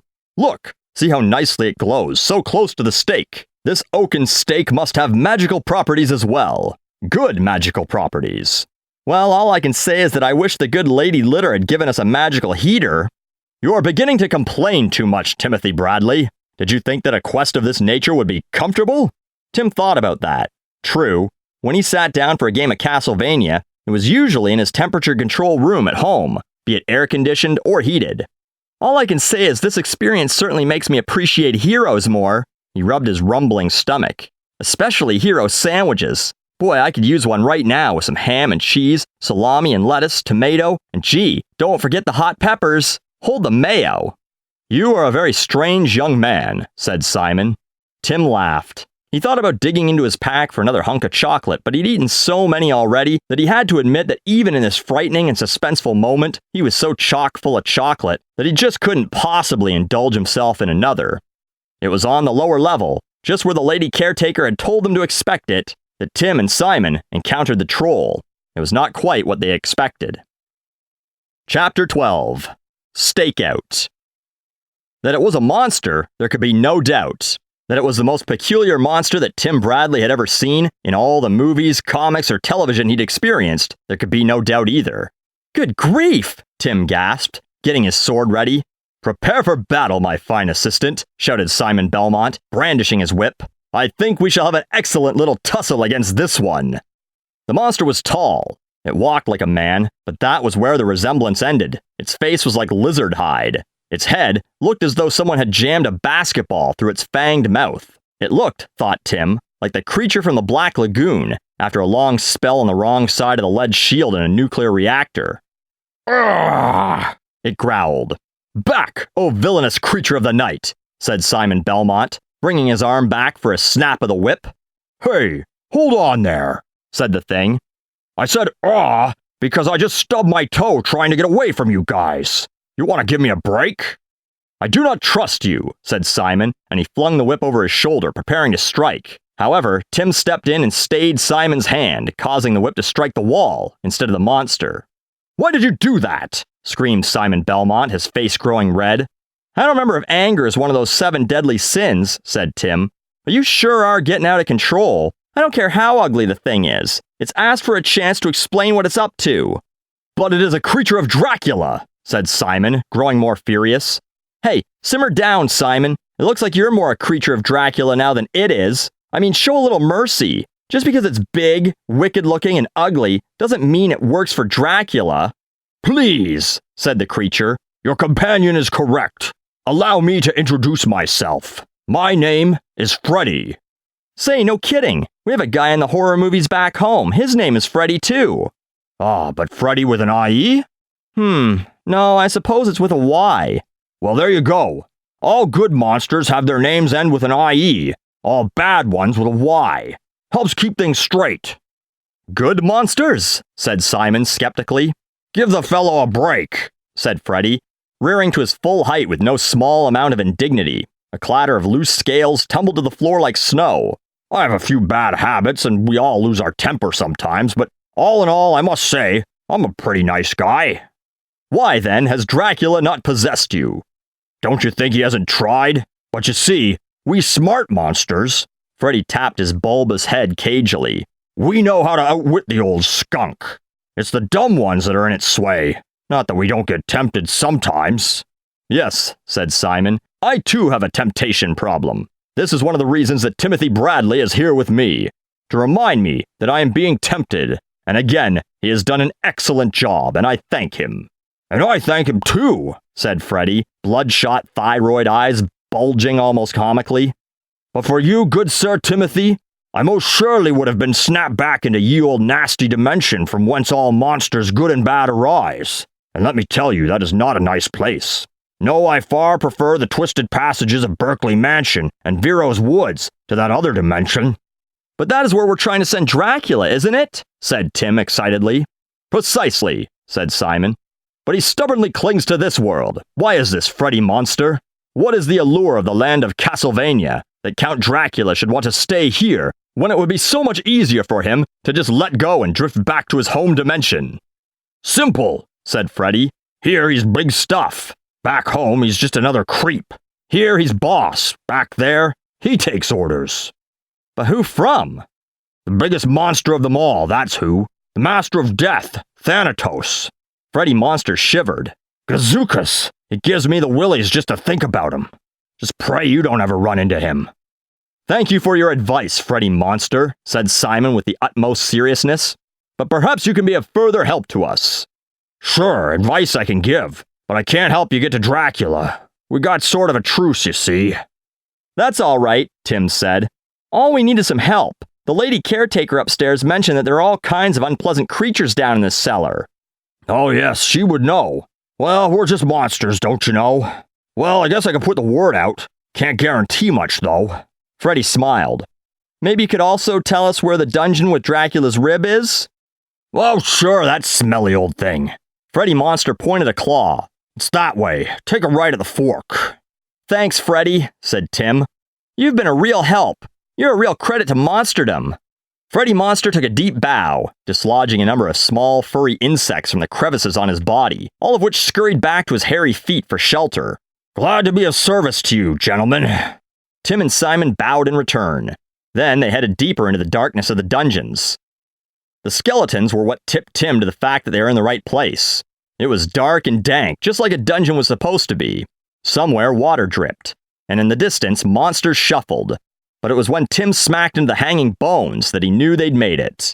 They hung from the ceiling like grisly decorations, grim reminders of exactly what sort of fellow this Dracula was. When Tim hit the bones, they clattered and clinked around like castanets on Celebration Day. Tim jumped back, scared nearly witless. "Yow, looks like Bone Day in biology class," he said, trying to make a joke so he wouldn't be so spooked. Simon grunted. "And look, on the platform up there, the item that we seek." Tim, still wary of these skeletons, in this world you knew when skeletons would come alive and clatter down to grab a hold of your neck and squeeze, stared up. No bones about it. I mean, yeah, there it is. And there it was indeed. The rib was bleached a bright white. It sat on a short pedestal and was encased in a globe made of crystal. Simon strode toward the winding steps that led toward the rib. However, before he could get very far, there was a sudden rumbling sound from deep in the earth. The floor shook, a fissure opened in the rock, and something emerged that made Tim just want to forget this whole thing, go run back to his home dimension and hide under his bed. It was an eyeball. A flying eyeball. Chapter 13. The Ghostly Eyeball. "I see you," said the eyeball. It was a big thing with trailing veins and surrounded by a ghostly mist of ectoplasm. It was mostly white, with blue and red pulsing blood vessels. Unlike other eyeballs, however, this one had a big mouth filled with nasty, sharp teeth, as well as 2 arms filled with claws. "Yikes," said Tim. "You're just like Arnold Schwarzenegger's weight trainer." That stopped the ghostly eyeball in its tracks. "Why ever do you say that?" "Because," said Tim, "you've got a big pupil." The ghostly eyeball had no lids, so it could not blink. It could only stare. "Is that supposed to be funny?" It growled, gnashing its teeth sharply. "Stand back! You shall get no further! I am the guard for the rib of Dracula!" "Wait, didn't you talk to your buddy Freddy Monster?" said Tim. "Freddy? Bah! He is no friend of mine, and if he has turned on the master, then surely he is a traitor of the most heinous sort. I thought all you monsters were heinous. Bah! Enough of this talk! Go away or I shall devour you!"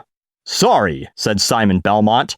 "Our course is set. We must follow through. It is you who must stand aside." The thing started for them. Simon snapped his whip, striking the thing square in its cornea. The monster was only moved back mere inches, and then it advanced again. Tim looked down at his own whip. He still hadn't gotten the hang of using it. He dropped it and drew his sword. "How about a poke in the eye, ghostly?" he said, swinging with all his might. The ghostly eyeball flew nimbly aside, and Tim's swing went astray. He spun wildly. The blade whacked into one of the skeletons, knocking it apart. Bones flew everywhere. "You see, you cannot harm me," said the monster. "I see all. Suddenly, the thing was enveloped by a cloth. Simon Belmont had taken off his cloak and draped it nimbly over the creature. The thing tried to tear free, but it could not. "I can't see!" it cried. "I can't see!"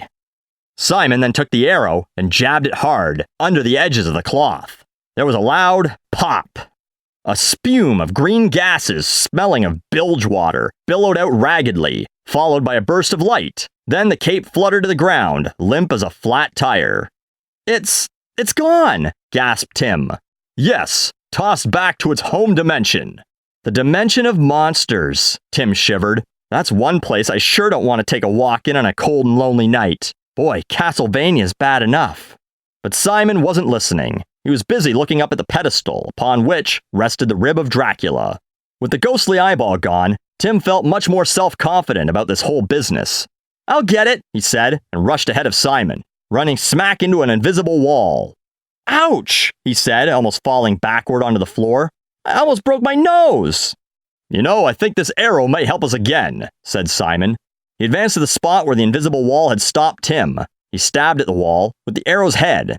The wall shimmered like torn sandwich wrap. Simon walked forward through where the wall had been, then up the steps. He touched the crystal globe with the arrow, and it too dissolved.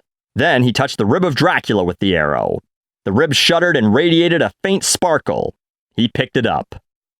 "We've got it," said Simon triumphantly. "We've got the first part, Tim." That was when the skeletons began to move. The skeletons shuddered and shook.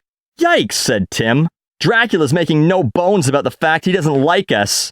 He stepped up to stand beside the blonde hero to be of help, and also enjoy the protection of Simon's excellent whip work.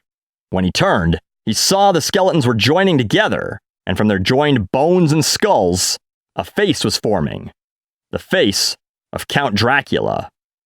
"Bah!" he cried in a voice that sounded like the rattle snap of thousands of bones breaking. "You think you have beaten me, but you have so much further to go yet. I have more tricks up my sleeve that will not be so easy for you to deal with. You shall not uproot me from my adopted home." Simon stepped forward. "I have sworn upon all that is good, true, and just, that you shall be removed from my beloved land of Castlevania, banished forever, never to return." "Right," cried Tim, feeling full of himself. "You can go to New York and visit the Vampire State Building." "Ah!" "Yes," said Simon. "Go join the other pains in the neck." "Puh!" The bones rattled with profound annoyance. "Simon," said Tim, flabbergasted. "You made a joke. You actually told a joke." Simon seemed equally astounded. "My goodness, I did tell a joke." The vampire, however, was not amused. The skeleton bones he had possessed shook and rattled. Bones and teeth began to flake off and clatter to the dungeon floor. "You shall not beat me, mortal!" cried the voice of Dracula as it echoed away. "You shall not best my powers, I swear!" And then, with the howling of a terrible wind, the spirit essence ripped away from the dungeon. The skeleton bones all tumbled to the floor in a huge heap. "We did it!" cried Tim. "We beat Dracula!" However, Simon Belmont was not convinced. "We have far to go yet, Timothy Bradley. Very far to go." Chapter 14. You take the high road, I'll take the low road, and I'll get into trouble before you. Several hours later, in the middle of the Algeba woods, Tim Bradley's satchel, the one with all his chocolate, flew away and splashed into the center of a quicksand pool. It sank without a trace. Tim, who had just fallen flat on his face after tripping over a root in the path, watched all this with a horror-approaching panic. His chocolate! His lovely chocolate! All his Hershey bars were in that sack, and his M&Ms. The M&Ms with the peanuts, too. Just the ones he'd been craving. All his chocolate was gone. Something wrenched inside of him. He felt like screaming, but he couldn't let it out. Simon would hear him. Simon had taken Tim aside and told him that maybe he was eating far too many chocolate bars to be good either for his nerves or for his health. Tim had asked him if Simon thought he was his mother, for goodness sake, and Simon had said no, but as leader on this quest, he felt that he should point these things out. Deep down, Tim Bradley knew that Simon was right. Simon had pretty quickly figured out that Tim was hooked on this stuff, and that it wasn't particularly good for him. So Tim had agreed he wouldn't have another candy bar for 2 hours. So of course, 1 hour later, he had desperately craved one, and he'd snuck off behind some trees and, well, he'd lost all his chocolate. And things had been going so well, too. Miss Perkins, the lady custodian of Berkeley Mansion, had told them that she'd had a vision. Their next destination would be Rover Mansion. But how, pray tell, they asked her, would they get to Rover Mansion, since they had no map? "Go to the town of Viros," the woman had said. "One of the gentlemen in the resistance movement will sell you a special dagger." Also, there was a chain whip available. This chain whip would come in very handy, Miss Perkins had promised them. Simon had no idea what a chain whip was, but when they went to Viros and found the man and bought it, he was quite pleased. The chain was actually a specially pleated material, very strong, with almost a magical feel to it. The dagger was very nice as well, a shiny silver thing. They checked the signpost to see where they should go next. The signpost had directed them to Algeba Woods. There, they had discovered a wall that shone most magically. "I have to check this," Simon had said, which was okay by Tim, since he felt like resting anyway, and Simon found it impossible to cross the wall on his own. So he'd tried splashing it with holy water, the tactic that had been so helpful back in Berkeley Mansion. It worked. The wall had fallen down. Beyond it had been a glowing fire in a dish. "A sacred flame!" Simon had cried. "Something I'd hoped we'd come across." Simon relit their torches from the sacred flame and told Tim that he felt much less tempted under its light, which was okay with Tim, since he was tired of keeping track of the hero's odd mood swings. And so here they were, Algeba Woods, and everything was absolutely hunky-dory, except for the fact that Tim had just lost his chocolate. "Timothy!" cried Simon Belmont from the trail that the signpost had called Dabby's Path. "Timothy Bradley, where are you?" "Over here!" cried Tim, picking himself up and dusting himself off. He hurried back onto the path. Simon was anxious to keep moving. "We've still got a lot of Dracula's body parts to find," he said, "and very little time in which to do it." Together they set off again through the night. Imagine, thought Tim, me, the chocolate freak, in a land without chocolate. Oh well, he'd just have to live without it, if you could call that living. The town of Algeba looked much like the other towns they'd visited in Castlevania, except that maybe it was darker, maybe it was dirtier, and maybe it felt like the spirit of Dracula was even more in control. All in all, it made Tim happy that this flame that was lighting their path was sacred, for Algeba felt absolutely evil. "Just over here, I think," called Simon. He stepped quickly down the cobblestones, holding up his torch. The illumination showed a sign depicting a vampire with long fangs, pointed ears, a bat on his shoulder, and a red "No" sign stamped over him. "The ye old anti-vampire shop," Simon explained. "Come in with me, Tim. We'll get some things we need here." Don't you think that this is the one place Dracula will be sure we'll go? I mean, he'll have a trap or something set up, right? No. He despises the things that are kept inside. And besides, the owner will be the one person in Algeba who will be openly defiant of Dracula's rule. Come, hurry, Timothy. There's absolutely no time to waste. Simon went through the door. A bell tinkled. Thinking it a trap, Tim jumped. He was ready to run, but then he realized, hey, a tinkling bell when you go into a shop is perfectly normal. Cool it, pal. He went through the door. He found himself in a shop that smelled of a curious blend of tobacco, vinegar, spices of various sorts, and most strongly, of garlic. On the wall were displayed crosses of various shapes and sizes, some wooden, some silver, some made of other stuff. The place looked like an Italian deli, what with all the strings of garlic bulbs stretched around the room. Other stuff hung hither and thither, none of which Tim recognized. Whatever they were, it followed that they must have something to do with getting rid of vampires. The shop was warm and cozy, and Simon had been right. Tim felt safe here. This was like an oasis of safety in a desert of danger. "Yes, may I help you?" asked a suspicious voice. "Edward, my good friend," said Simon. "Do you not recognize me?" "Simon? Simon Belmont." A big man dressed in a frayed topcoat stepped from the darkness of the back room. He wore a plaid scarf around his neck, even though the room was toasty warm, and he looked at them from above half-frame reading spectacles. He held out a large, hairy hand, but then, suddenly, he pulled it back. "Wait a moment. Are you not aligned now with that demon Dracula?" "I am the person who vanquished him." "I've heard that you struggle yet with his infection," growled the man in a bear-like, gruff voice. "There's no way of telling whether or not you've succumbed to his domination. His presence floats now everywhere. Old friend, how would I be able to last 15 seconds in the garlic soup of this atmosphere?" The man's wide face split into a grin, showing yellowed teeth. "Your logic is irrefutable. I wish we had time for a game of chess, yes? I'm afraid there are matters of far more gravity than chess, my friend," said Simon. "But allow me to introduce you to my new friend." Simon introduced Tim, who was surprised to be swept up in a great big garlicky bear hug. "Anyone who's a friend of the great hero of Castlevania, Simon Belmont, is a friend of mine," said the burly man. "My name is Edward Farquhar." Simon quickly filled Edward in on their adventures. "We were told by Miss Perkins when we left Berkeley Mansion that we will most definitely need lots of garlic and lots of laurels, and I knew exactly where to get it all." "You came to the right place for garlic," laughed Edward Farquhar, "but as for laurels, I can't say. I'll have to dig deeper into my supply room. May I ask, why laurels? They're a symbol of victory, and that seems a long way away if I may say so." "The power of positive thinking," piped Tim. Both Castlevanians looked at him as though he were from another dimension, which was okay, Tim guessed, because he was. "Well then," said Edward Farquhar, becoming serious, "perhaps I'd better go and see about those laurels." With no further ado, he turned around and walked into the darkness of the back room. A light flicked on, and Tim could hear the big man grunting as he rummaged through packages and stored materials galore. Gee, said Tim. I hope he's got some laurels. Miss Perkins was very specific. You're gonna need laurels, she said. Most definitely laurels. I have every confidence in my friend, said Simon. If there are laurels to be had anywhere in Castlevania, it is in this shop.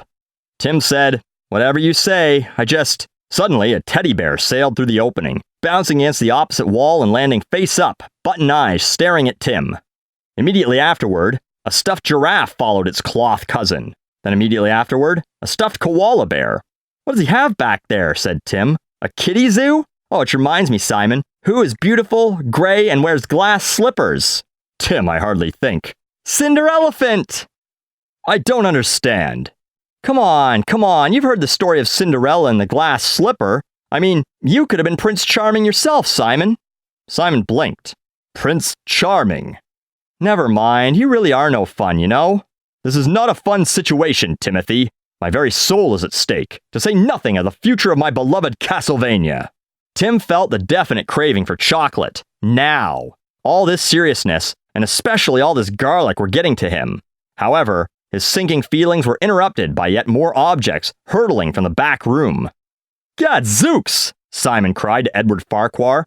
Where did you get all this stuff? Farquhar stuck his big head out. In truth, I do not know. When I inherited this shop, much of what I own now was already here. I attempted to catalog it, but what does this have to do with vampires? Asked Simon impatiently. Absolutely nothing. But isn't it neat? Edward, said Simon in a chastising manner, we really do need those laurels. Oh yes, of course, right away, laurels. The head ducked back into the back room. A minute more and it poked back outside. I think I have what you're looking for here, Simon. He brought out a handful of branches from a laurel tree. Astonishingly fresh for sitting around these past few centuries, I must say. I never noticed them before. They were sitting on top of this mirror here. I must say, I hadn't noticed the mirror either. He pulled it out. It was a rolling mirror, a great oval golden thing. And its glass was cloudy, just like the signpost back in Castlevania. Cloudy and getting cloudier. Great murky, billowing puffs of gray were boiling across its surface. And then, Tim noticed that a face was becoming visible in the mirror. Simon, said Tim. Look, I think we have company. Chapter 15. Red Rover, Blue Rover, Will You Come Over? In the mirror was the beautiful face of Linda Entwistle. It was enough to make Tim Bradley forget all about chocolate. She was so beautiful, his heart leapt up, and he could think of nothing else but pleasing her. Linda, hello! Hello, Tim, she said. I cannot stay long. I came because there is great danger. There is... She started fading in and out of focus. Trouble in the... Linda, said Simon, stepping forward. We can't hear you. Speak up! Her image flickered in the mirror, like bad reception on a TV screen. Cannot speak long, she managed to say. Your energy is running low, and there are no ghouls now in Algiba. You must find a man in a gray suit from the resistance movement. He will upgrade your white crystal into something more powerful. This will give you more energy. What would really give him some energy, thought Tim, would be some serious chocolate. From there you must find your own way, said Linda. And then, as suddenly as she'd come, she disappeared. Linda! Cried Simon. A most curious emanation, said Edward Farquhar, clearly quite surprised. A man in gray, said Tim. What could she mean by that? Simon shook his head, baffled. There must be 100 men in gray. I know not. Ah, said Edward Farquhar, his broad face beaming. But perhaps I do. You do? Well, do not hide it, my friend. There's a man across the square named Harrelson. He's a cobbler by trade, but he always wears gray. There's no other citizen of Algiba for whom gray is constant apparel. That's it then, Simon said, tucking the garlic and laurels into his backpack. Thank you, my good friend. Come, Tim. We must go find the man in gray. Sure enough, Simon Belmont found the man in gray, just where Edward Farquhar had promised he would be, in his cobbler shop. However, the man, Richard Harrelson by name, was hardly as cooperative as Simon's friend in the anti-vampire shop had been. For one thing, he claimed he needed money for the crystal upgrade. Can't give away these things for free, he said. A man's gotta make a living, you know. And I reckon from the looks of ya, with those blonde locks and those muscles, I'd take you to be a hero and probably a wealthy man. So why should I let you take me for a fool, eh? Simon was aghast at this. I am not a rich man by any means. I serve goodness and right. The man, a fellow with a weaselly, narrow face and greasy hair pasted across his forehead, gave a sneaky smile. Ah, yes, but this nose. He touched his rat-like snout. This proboscis of mine smells coins, and these ears. He tapped a hairy lobe. They hear the jingle of coins, no? In truth, I do have a few coins in my pocket, and perhaps I can spare one for your trouble in this matter, but only one, I think. Tim got exasperated. Look, Simon, I'm going to leave you two to your bargaining. I'm just going to go around in the alley for a minute. Tim turned around and walked back into the street, leaving the duo to negotiate their deal. Actually, he was sort of half hoping that he'd run across some chocolate or at least something sweet. But of course, there was no chocolate in Castlevania. No, strike that. There was chocolate in Castlevania, but now it was at the bottom of that quicksand. What a place. He knew that if he could just hang in there, he'd be triumphant, along with Simon. Hadn't his experience with video games taught him that? If he got beat, he started over and kept trying. What was the word for it? Perseverance, that's right. He had to persevere. Still, all the same, he could sure do with a Hershey's Kiss. Hello, came a voice from the darkness. Tim started. Who's there? He demanded. He held out his torch and a solitary figure stepped into the light. It was a girl, a young girl about his age. She was cute, too, with dark eyes and dark hair and a smile that reminded Tim of Carol Jantz back home. Just me. My name is Melanie. You look like someone I can trust. I need someone that I can trust. Oh, well, my name is Tim. Actually, I'm Simon Belmont's assistant. We're taking a tour of the country, picking up this and that, for the good of Castlevania, you understand. Her eyes sparkled with good humor. Oh, you mean you're gonna kick Dracula out so we can get some sunshine? Yeah, I guess you could say that, Melanie. Well, I'm all for that. I could use a little sunshine. You will be my friend, won't you? Sure, why not? Here, would you like a piece of chocolate? Bells rang. Somewhere in Tim's mind, trumpets sounded. Chocolate? Did she say chocolate? Yeah, he said, reaching out, but just as he was about to take hold of the candy that the girl was offering him, something stopped him.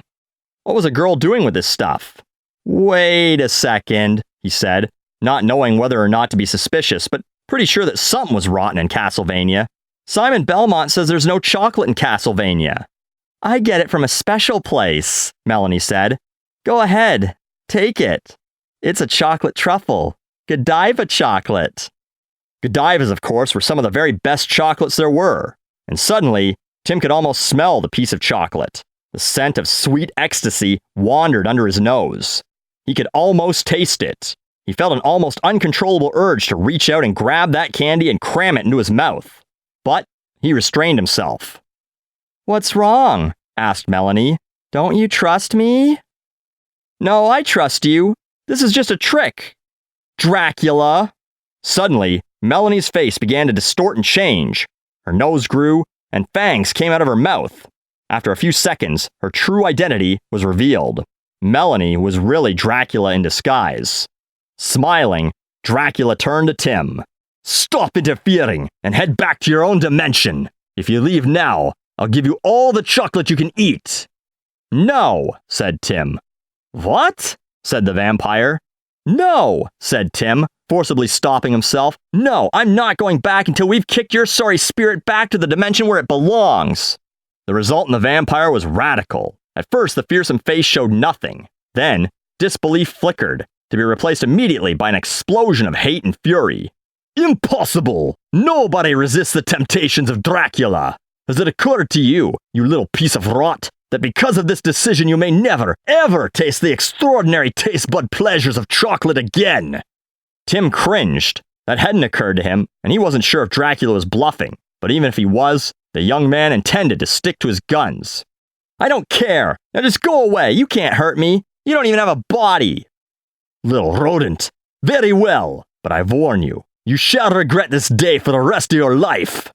And so saying, Dracula disappeared in an explosion of color and fizzling fireworks, and a stink like moldering leftovers forgotten too long in the refrigerator. Tim left in a hurry. It did not seem like a good idea to stay in this alley. No, not at all. Heading out, he ran directly into Simon Belmont. My gracious, you're in a hurry, and you look like you've just seen your own ghost. Tim held his tongue on the Dracula business. No reason to alarm his traveling companion unduly. This place is not the most comforting spot in the universe. Did you get the stuff? Simon held up the crystal. It was no longer white. It flashed with the bluest blue that Tim had ever seen, the color of blue where the ocean meets the sky. It cost me more than I'd hoped it would, but I got what we need. Well then, what are we waiting for? Which way do we go? Simon smiled and looked down at the glowing blue with wonder. Come, my friend. I have the feeling that the light is shining on us now, and perhaps the way from here on out will be smooth. Chapter 16. The Slime of Dracula. It was the ugliest, most frightening creature that Tim Bradley had ever seen, and it was staring him right in the face. I'm going to eat you, the thing said, and Tim believed it. Its mouth dominated its body and was plenty large enough to swallow both Tim and Simon Belmont in one crunching gulp. To make matters even worse, it had the worst case of halitosis that Tim had ever experienced. Its breath smelled like Tim's big brother's gym bag. It trembled before them now like a mound of mud and leaves, dripping and slobbering. The duo were in Belasco Marsh. Things had gone well, just as Simon had predicted. They had discovered Dracula's heart in Rover Mansion and added it to their collection, safely tucked away in Simon Belmont's bag. Then they'd added Dracula's brain. They'd also found directions to their next destination. Unfortunately, they had to go through Belasco Marsh to get there, and landed in this spot of trouble. I, said the creature, shivery and quaking like some mutant mound, am Slimy Bar Sinister, and you are dead. The thing had simply risen up out of the large pool of fetid water just seconds ago. From the look of it, it meant business. Serious business. I'm afraid that I shall have to take issue with that proclamation, said Simon. Taking a step back, he pulled out the chain whip and snapped it at the monster. The whip sliced through the thing called Slimy Bar Sinister with a loud snap. An eyeball rolled out of the mass and plopped right in front of Tim, staring up with alarm. Yow! Said Slimy Bar Sinister. Why'd you do that? With a grunt, it slipped out a tentacle, grabbed a hold of the eye, and stuck it back into its face. We have every right to defend ourselves, said Tim. After all, we don't particularly want to be eaten. You don't? No, of course not. Don't be silly, said Simon. Now if you don't dive back to where you were, I intend to promptly send you back to your home dimension. The thing rolled its eyes thoughtfully. Count Dracula told me that you would quite enjoy being eaten. I was rather looking forward to it myself, though I must admit that I've never eaten a human before. This thing was truly huge, and Tim could see that whip and sword or no whip and sword, he and Simon were not that far from a trip down this thing's gullet. Oh, you wouldn't like it. Not at all. No? Why not? We taste like fish. I do like fish. Dead fish? The very best kind. Tim thought feverishly. Actually, we taste like chocolate. Tim winked desperately at Simon. Come on, old boy, understand this one. Slimy Bar Sinister wrinkled the appendage that Tim presumed to be his nose. Chocolate? What is that? Believe me, Slimy, said Simon, with a face of such seriousness that only a hero of Simon's magnitude could conjure it up. You don't want to know what chocolate is.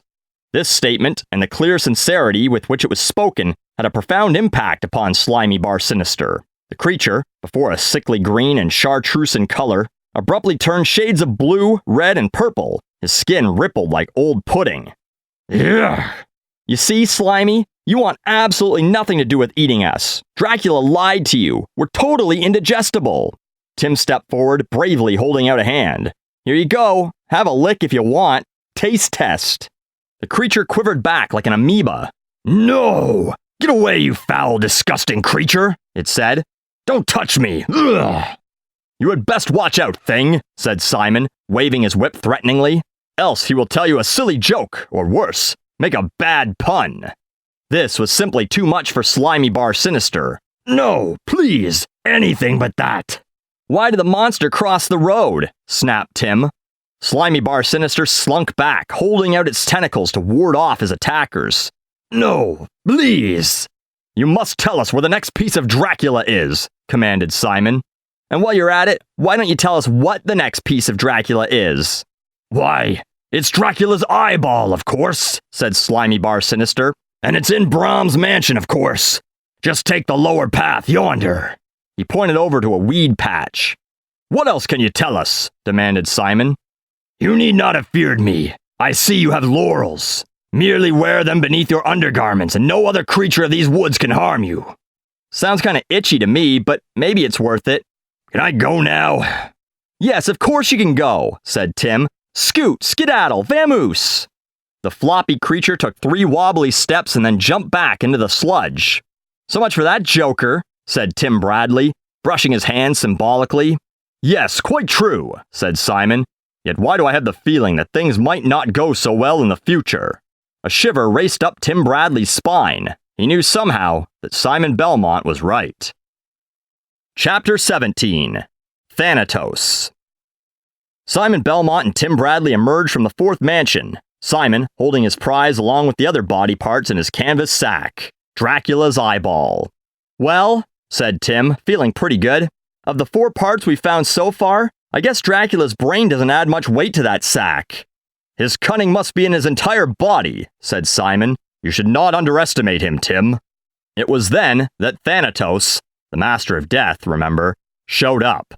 Brahm's mansion had been pretty much the same as Rover Mansion, which had also been quite like the other grand decaying houses holding the body parts of Dracula, right up to the skeletons in the dungeon. Oh well, it also made things a little simpler. Not that they hadn't gotten their share of monsters and creepy crawlers, to say nothing of shivers. However, for some reason, Dracula had been leaving Simon pretty much alone, and now that Tim seemed to have kicked the chocolate habit, he felt much better about things. Much better, in fact, about this whole business. In fact, he was actually starting to think that this was going to be a very positive experience after all. That was, until the Master of Death showed up.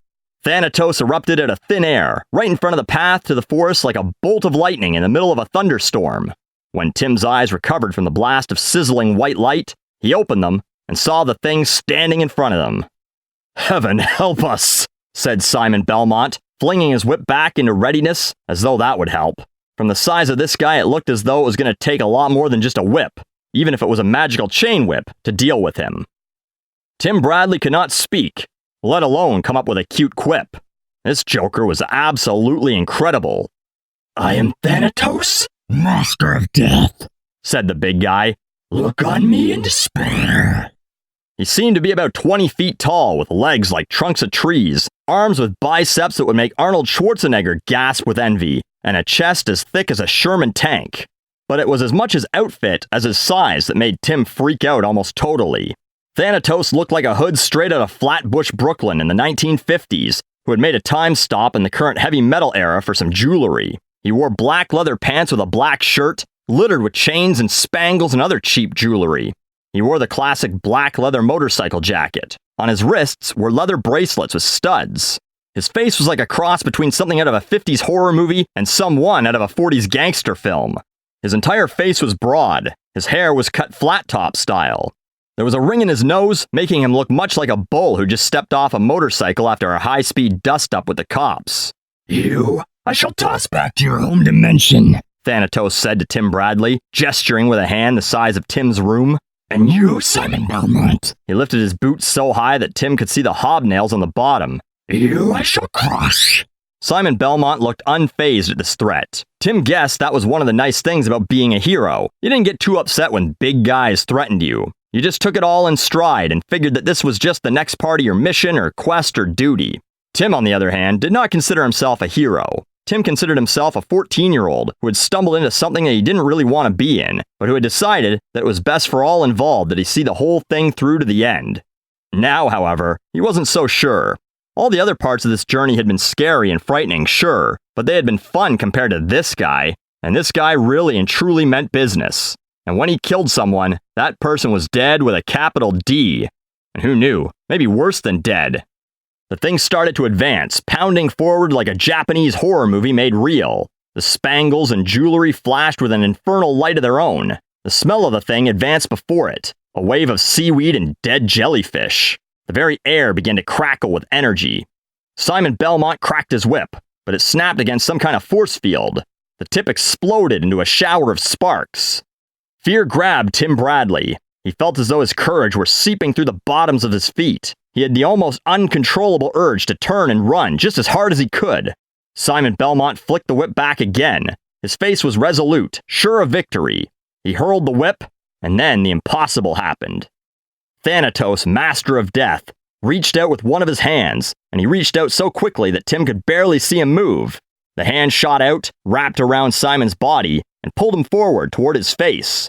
The mouth opened, and Tim had a glimpse beyond jagged fangs and rotting molars. A glimpse of stars and nebula, of shadows between planets and worlds being born and worlds dying. The hand pulled Simon Belmont toward his death.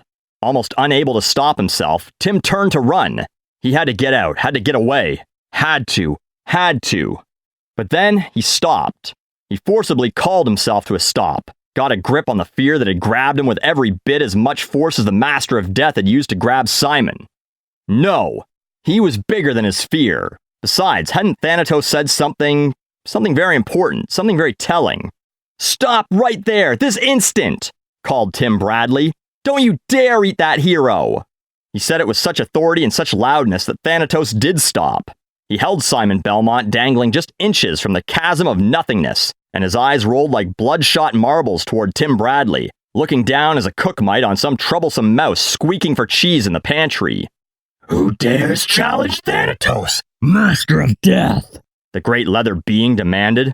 "Look, you jerk, we know your name by now." Tim took out his whip. He didn't really know how to use it, but he could sure try and fake it. "How dare you speak to me like that, mortal?" "Look, I may be mortal, but I can thrash you any day, you third-rate creature feature." The Master of Death began to turn a bright purple. Steam spumed from his ears. He dropped the half-conscious Simon Belmont to the ground and started stomping toward Tim. Lightning bolts and firecrackers exploding from his bulging eyes. "You're worse than dead, buddy boy." "Oh no, I'm not!" Tim hurled the whip with all his might, snapping it just like Simon Belmont had taught him to. And lo and behold, the whip cracked. It cracked like the voice of doom. Thanatos stopped in his tracks. He looked down at Tim much in the way a crocodile in combat boots might look at a snail it's about to step on, who's just lifted up and displayed an atomic bomb it's about to detonate. "Who are you?" "Timothy Bradley," said Tim. "And who, pray tell, are you?" "I am." Thanatos shook his head, confused. "I've already told you who I am, Timothy Bradley. What do you use for a head, a pumpkin?" Tim snapped the whip again. The sound was louder. It was as though something deep and wonderful inside him had taken control of his arm. The creature actually stepped back, looking perplexed. Meanwhile, off to the right, Thanatos did not notice that Simon Belmont was recovering. Simon was slowly getting to his feet, looking around him dizzily. Tim knew that he had to distract the thing's attention. He had to let Simon get another chance at it. "I've got a computer for a brain, you stupid pile of buttons," cried Tim. "I'm a lot smarter than you." "You are an arrogant piece of earwax, Timothy Bradley." Angry smoke spumed from the thing's armpits. "I shall have to kill you now." "But you can't kill me. You said so yourself. You can only send me back to my home dimension." The monster was taken aback, his mouth hung open. "I was being merciful, you brat. I can do what I like." "Oh yeah?" Tim snapped his whip again. "Well, come and get me, cucumber breath." The thing snarled like a million cats fighting. It stepped forward. Tim stepped forward to meet it and flung the whip again. "Death, here is thy sting!" Snap! And again, crack! The video game master's reflexes had been honed to perfection. He could actually do this now. He could use the whip. And here was the proof. For he had just flicked the whip so expertly that it had caught Thanatos directly on the tip of his big nose. Ouch! Where the whip tip had landed was a red welt that immediately spread through the nose. It swelled up hugely, almost obscuring the creature's bowling ball eyes. "Stand back, you foul thing," said Tim, raging against the Master of Death, screaming at the top of his lungs. "And while you're doing that, why don't you just go back where you belong and never come back again?" "What?" blustered Thanatos. "You wound me, and then you order me about? You shall pay. You shall pay dearly, mortal." From the corner of his eye, Tim could see that Simon was getting up. He was reaching into his pocket for something. Tim had to keep the creature's attention diverted. "So far, all I've gotten is more and more blasts of hot air, Thanatos. Come on, show me what you can do, big boy."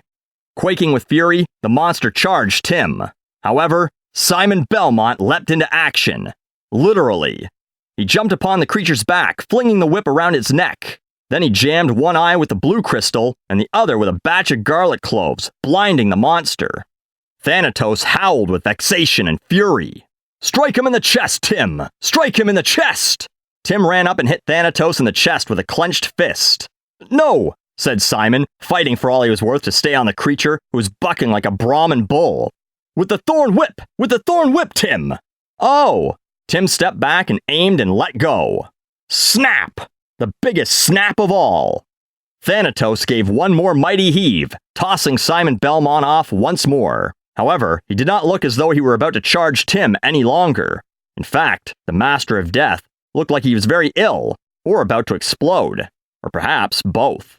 His edges turned to shimmering flames, and he shook like a leaf. His clothing turned almost translucent, and began to crack. I do believe that Thanatos needs a little more assistance to negotiate his way back where he belongs. Simon pulled his flask of holy water out and tossed it on the vibrating monster. It was like tossing gasoline on flames. Thanatos winked like an exploding star, and then, with a final snarl, he collapsed into nothingness as though sucked away by a black hole. Wow, said Tim. What a sight! Simon Belmont took a deep breath and put away first the flask and then the crystal. And then he looked at Tim with renewed respect. Perhaps even awe. Do you realize who that was? He said. My gosh, do I have to say the name again? Thanatos, Master of Death. Yes, but do you have any idea what that monster could have done to you? Tim made a motion of dismissal with his hand. No big thing. He was just as full of hot air as Dracula. Simon shook his head solemnly. You were really in big trouble, Tim. Your bravery is truly astounding. Tim blinked. You meant I really could have, died? Simon said, in a word, yes. Tim Bradley fainted dead away. Chapter 18.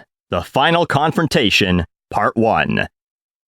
Hours later, after Tim had recovered from his faint, after other adventures and other creatures, after a great deal of whip work, for he could now wield a whip in reality as well as he could on a game machine, after recovering the final part of Dracula, a foot, as it turned out, both Tim Bradley and Simon Belmont were very, very tired. So it was no surprise at all to Tim Bradley when Simon Belmont sat down near a tree stump near the town of Alder and said, I am so tired, Timothy Bradley. We must rest for a while. Now Tim was fatigued as well. After all, you can't go through close to 2 days of monsters, vampires, and the Master of Death without feeling a certain amount of weariness. They were in the town of Alder now. It was dark and cold, and all the colors of the night pressed in on them as they sat in a small park, beneath some trees.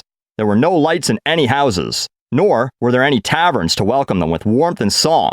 All was dead quiet. Or was the right term quietly dead? Tim Bradley did not care to find out. I don't know, Simon. Maybe we'd better just press on and get this over with. No, said Simon. I must rest. Give me just 10 or 15 minutes. Let me refresh myself. Then we could be on our way. Okay, but maybe I'd better just stay awake and keep watch. Yes. That would be a good idea. You are a good companion, Timothy Bradley. You're a good friend. I could not have come so far without you. The way you dealt with the Master of Death, the way you leapt those mystical blocks, and especially without your help, we would not have been able to get that boat across the river and procure this magical diamond. Simon held up the gem. It sparkled in the light of their touch. Well, we've got a ways to go, haven't we? Now you rest, Simon, if that's what you gotta do. I'll sit up and watch. But Simon Belmont was already sleeping, snoring gently. Tim looked upon the face of the hero in the torchlight and saw how it had aged in this past day and a half. He was glad he didn't have a mirror. He didn't want to look at his own face. Although he'd always wanted to grow up, he didn't want to grow up that fast. Still, he had matured. There was no question about that. He had learned lessons about life and about himself that he would never forget. That was, if he ever got back home. How he longed for the familiarity of his room, his comic collection, the grumbles of his parents, liver and onions once a week for supper. He even wished he was back in that bathroom at his junior high waiting to confront Bert. Bert was absolutely nothing compared to what he had faced in the last 2 days. So he was just sitting there shivering a bit, trying to warm his hands with the flame from the torch when the most trying time of the whole journey hit. It came on slowly and subtly. Quite simply, Simon Belmont woke up. Simon, that was fast. Tim hopped to his feet, wanting to get out of this dark and depressing place. Let's go! Simon said nothing. He just looked at Tim with dark and brooding eyes. Simon, are you okay, pal? Simon remained mute. He looked around, then smiled the most devilish, evil smile that Tim Bradley had ever seen. "There is no Simon here, brat. This body is all mine now." Simon, not Simon, opened his mouth wider, revealing the sharpest, deadliest pair of fangs that Tim Bradley had ever seen. "And now, if you would so kindly bare your neck, I am very, very thirsty." And with that, Dracula leapt upon Tim Bradley. Now, Tim Bradley had seen many vampire films. He'd seen the likes of Bela Lugosi, Christopher Lee, and many other actors portraying Dracula, and other evil creatures of the night whose profession was the oral removal of blood from the veins of human victims. He'd seen plenty of cinematic vampires leaping on people, but actually experiencing it was quite different. For one thing, as strong as Simon Belmont was in real life, possessed by the spirit of Dracula, he seemed to have the strength of 10 madmen. He grabbed Tim and threw him across the clearing, almost hitting a tree. Tim staggered to his feet, grabbing at his side for his whip. The initial attack had been so fierce, so violent, and above all so quick, that Tim had not even had the chance to pull out his whip and defend himself. Now that he knew how to use it, he might as well. He snapped it. With lightning speed, Dracula/Simon grabbed it and pulled it out of his hands. "No help there, mortal!" The agate eyes gleamed a horrible, enthusiastic fire. Tim reached down to his belt to get whatever else he might have that might be of help.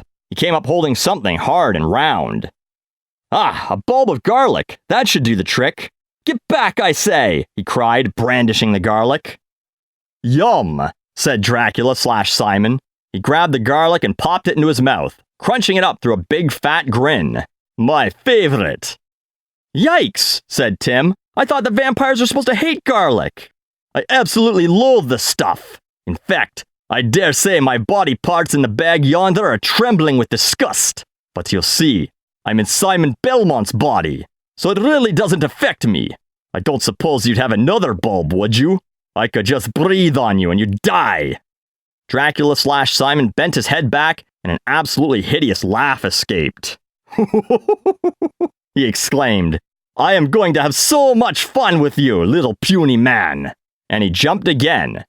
This time, Tim was ready for him. He leapt away and the vampire charged past him, banging hard into a tree. The vampire fell onto the ground. The experience did not faze him, however. He hopped right back to his feet and charged again, faster than before. This time, his claws caught hold of Tim's coat. He pulled the teenager up to his face. "Just a few pints," he said, drool splashing down onto his collar. "That's all I need." "What's black and white and red all over?" Dracula/Simon blinked. "A newspaper!" yelled Tim. Dracula/Simon did not make any expression, but then suddenly the eyes were no longer flaring red. They turned to a pale blue once more, and Simon Belmont, the true Simon Belmont, peered out. "Simon!" cried Tim. "Simon, you're still in there! Fight him, man! Fight him!" "Oi!" said Simon. "I'm fighting! Fighting!" But that was all that the hero could get out before his features bent once more and Dracula's fires smoldered into his eyes. "A poor attempt," said Dracula. "Besides, you fool, your stupid joke reserve is clearly running out. Even I in little Castlevania had heard that joke before." The fangs came in closer, closer, and Tim could feel the hot breath of this monster who had taken over his friend. This was it, he thought. He's got me. But then, just as Dracula's fangs were about to sink into the tender flesh of Tim Bradley, a most fortunate thing suddenly happened. The first ray of dawn filtered through a break in the trees and touched Simon/Dracula's face. The vampire screamed. "Simon! Simon, fight him now!" cried Tim. "Fight him!" Tim could see the struggle going on in his friend's face. Simon wrested himself from his clutch on Tim and hurled himself onto the ground. "The holy water, Tim!" he said in a strangled cry. "Use the holy water!" Yes, of course, the holy water! He should have thought of that before. But then he realized why he had not. He didn't know where it was. "In my bag, Tim!" cried Simon. "Hurry! There's just enough left!" Tim started for the bag, but then found himself tripping and tumbling to the ground. He looked around to see that Simon/Dracula had caught his pant leg and was trying to pull him back, even as the terrible struggle continued inside of Simon Belmont's body. "No, you don't!" said Tim. Angrily, he kicked him in the face. But Dracula hung on. Tim had to use all his might to drag himself and his burden to where Simon's bag sat. He grabbed it and rummaged around inside. The flask! Where was the flask of holy water? Dracula/Simon clawed his way up Tim's pants leg, ripping and tearing along the way. Tim's hand grabbed something solid. Without waiting to unstopper the flask or even checking to make sure it was a flask, Tim bashed his attacker across the noggin. Liquid splashed out on him. Simon/Dracula screeched. He writhed and squirmed. But then he rolled into a shaft of light from the newborn sun. Tim could see the spirit of Dracula evaporate from Simon's body like black dew. Simon stood, dripping water, and smiling. "Thanks," he said. "I needed that." Chapter 19. Storygoy Cemetery. Do you think he's dead? Simon shook his head emphatically. No. I don't know. When I threw that holy water on him, he looked like he was all shriveled. And look, Tim gestured all around him. I mean, it's already lighter. Before it was dark all over, even dark during the day. Surely that means that Dracula's been defeated. No. Simon held up the bag. Until these parts are reassembled, until I confront Dracula again, in the flesh, and once more defeat him, and this time burn his body and send him back to the dimension of monsters from which he is from, my beloved Castlevania will not be free of the dreaded curse of Dracula. Well, you seem pretty sure about it, don't you? Tim shrugged. I've come this far. I guess I can go the distance. There's a good lad. Simon Belmont was smiling. After all they'd been through, there was actually a grin on his face. You seem happy, Simon. No, not happy, Timothy Bradley. I shall never be happy until Dracula has been banished from this land and Linda Entwistle is again by my side. Simon shook his head and clamped a brotherly hand on his assistant's shoulder. It is you that I am happy with, my friend. You have renewed my faith not only in fortune, but in the human spirit. Tim could think of nothing smart to say to this. Actually, to tell the truth, he was moved more than he could say. He looked up at Simon. I have a confession to make, Simon. Oh, some little mistake of your youth. I am not the strong-willed person that you think I am. I never said you were strong-willed, Timothy Bradley. Merely a good person. Well, my weaknesses almost betrayed us both. He told about his experience with Dracula in the alley. Simon listened carefully and patiently, and then he nodded. I suspected as much. You did? Why? I didn't see you sneaking any of that chocolate candy of yours. I figured that you must have lost it somehow. I assumed that Dracula would tempt you. But why didn't you say something?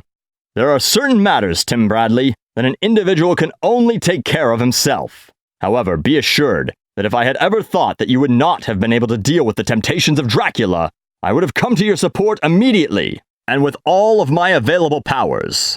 Simon put a reassuring hand on his friend's shoulder. You must realize by now that none of us can make it through this life alone, Timothy Bradley.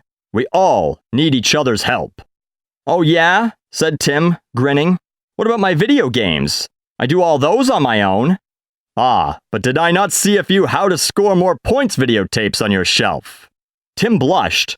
As a great poet once said, no man is an island, said Simon with a wry expression. Well, if that's the truth, Simon, then you must be a whole continent.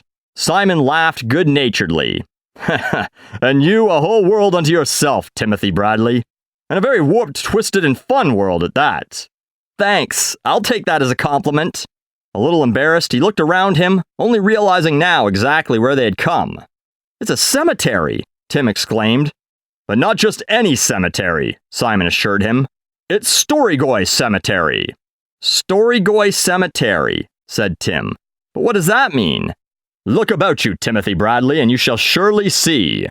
So Tim looked. At first glance, it looked much like an old-fashioned cemetery. Tim shivered. It was all like in a scene out of that movie Beetlejuice, only far more real and far scarier.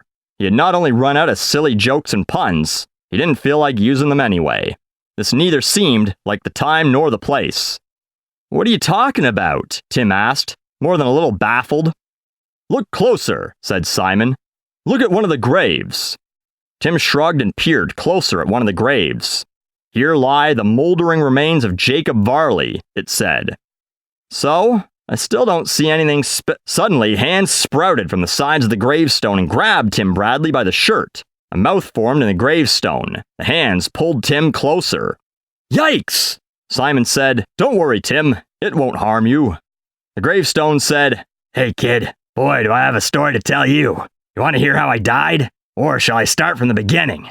The mouth flapped a large red tongue as it talked. Okay, I was born in the year of the plum pudding on Nardo Street. That's right, to the left of the park, you know. So then, Tim pulled himself away from the clutching hands. Hey, wait, said the grave. Haven't finished my story. Boy, is it a good one. Just give me a couple minutes of your time. I swear you won't be sorry. It's an absolutely super tale. Maybe later. Tim looked at Simon. I suppose you're about to tell me that every stone tells a story? Simon nodded, gravely. They both laughed. Hey, called the next nearest gravestone, leaning forward insistently. Don't listen to Jacob. All he did his life was worked in a shop. Me, I was an adventurer. I was also in the army. Boy, do I got some great stories to tell. Actually, said Simon Belmont, what we need now is some help. Some directions.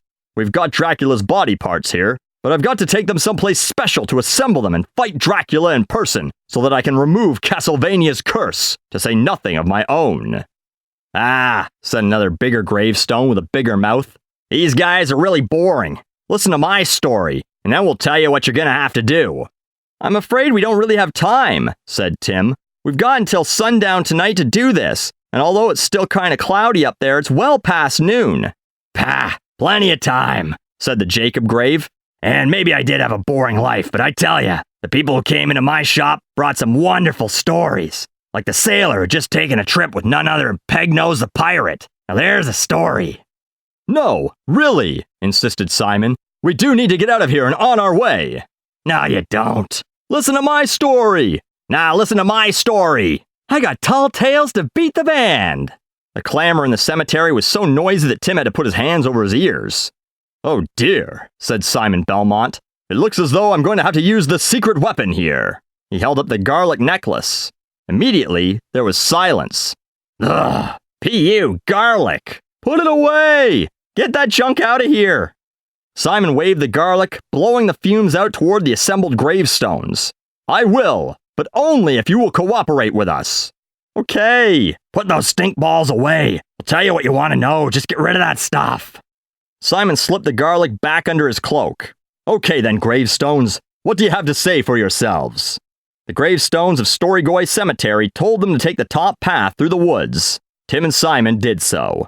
The gravestones told them that this top path would take them to the town of Andol. Sure enough, the path did just that. The talking gravestones told them to buy a morning star in Andol. Tim had thought that they meant to actually purchase a planetary object. Simon explained patiently that a morning star was a weapon, a heavy stick with a barbed ball at the end. Sure enough, they found a member of the resistance movement against Dracula who supplied them with the needed weapon. The final part of the mission was not as easy to understand. Tell me again, said Tim.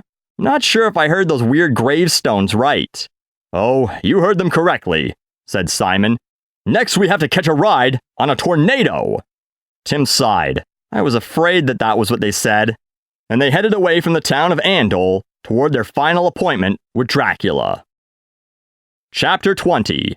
Deborah Cliff. All of the things they had collected lay in a pile on the ground by the edge of the cliff.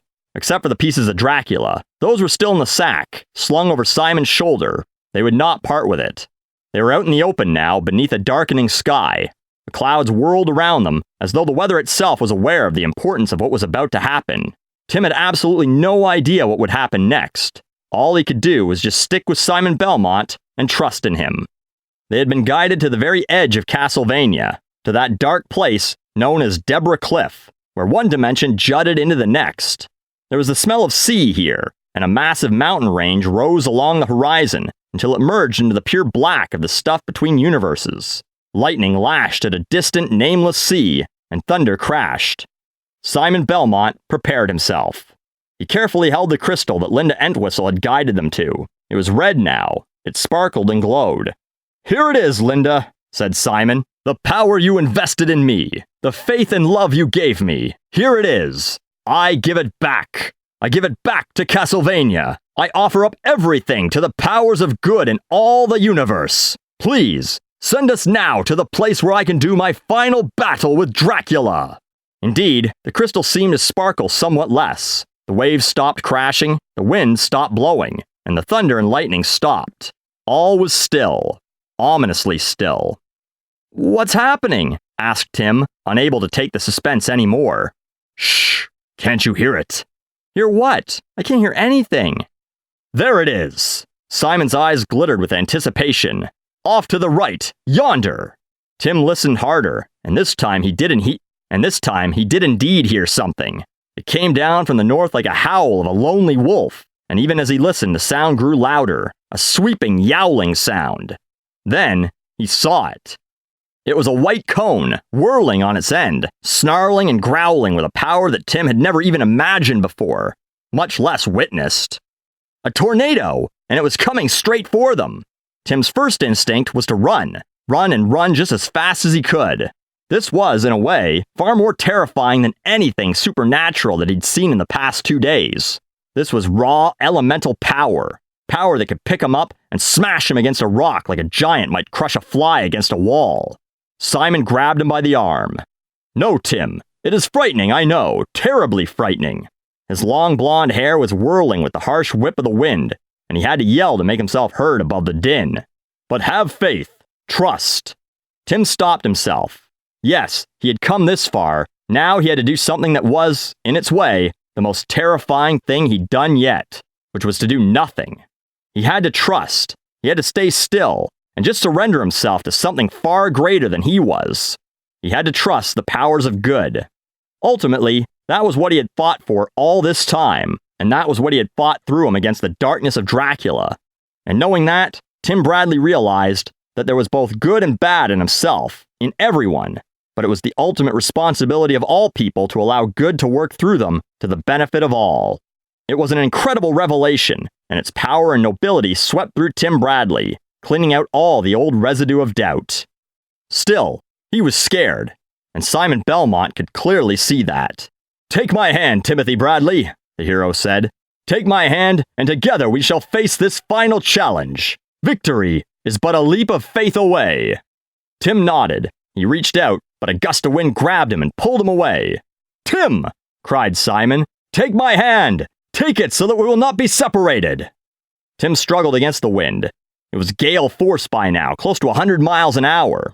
But somewhere from deep down inside of him, there roared up the power that he needed. He struggled. He put all of his heart and soul into that struggle, and he reached out for Simon Belmont's hand and grabbed it. A course of power seemed to flash through Simon's hand to his, and he took that power and used it to pull himself closer to his friend.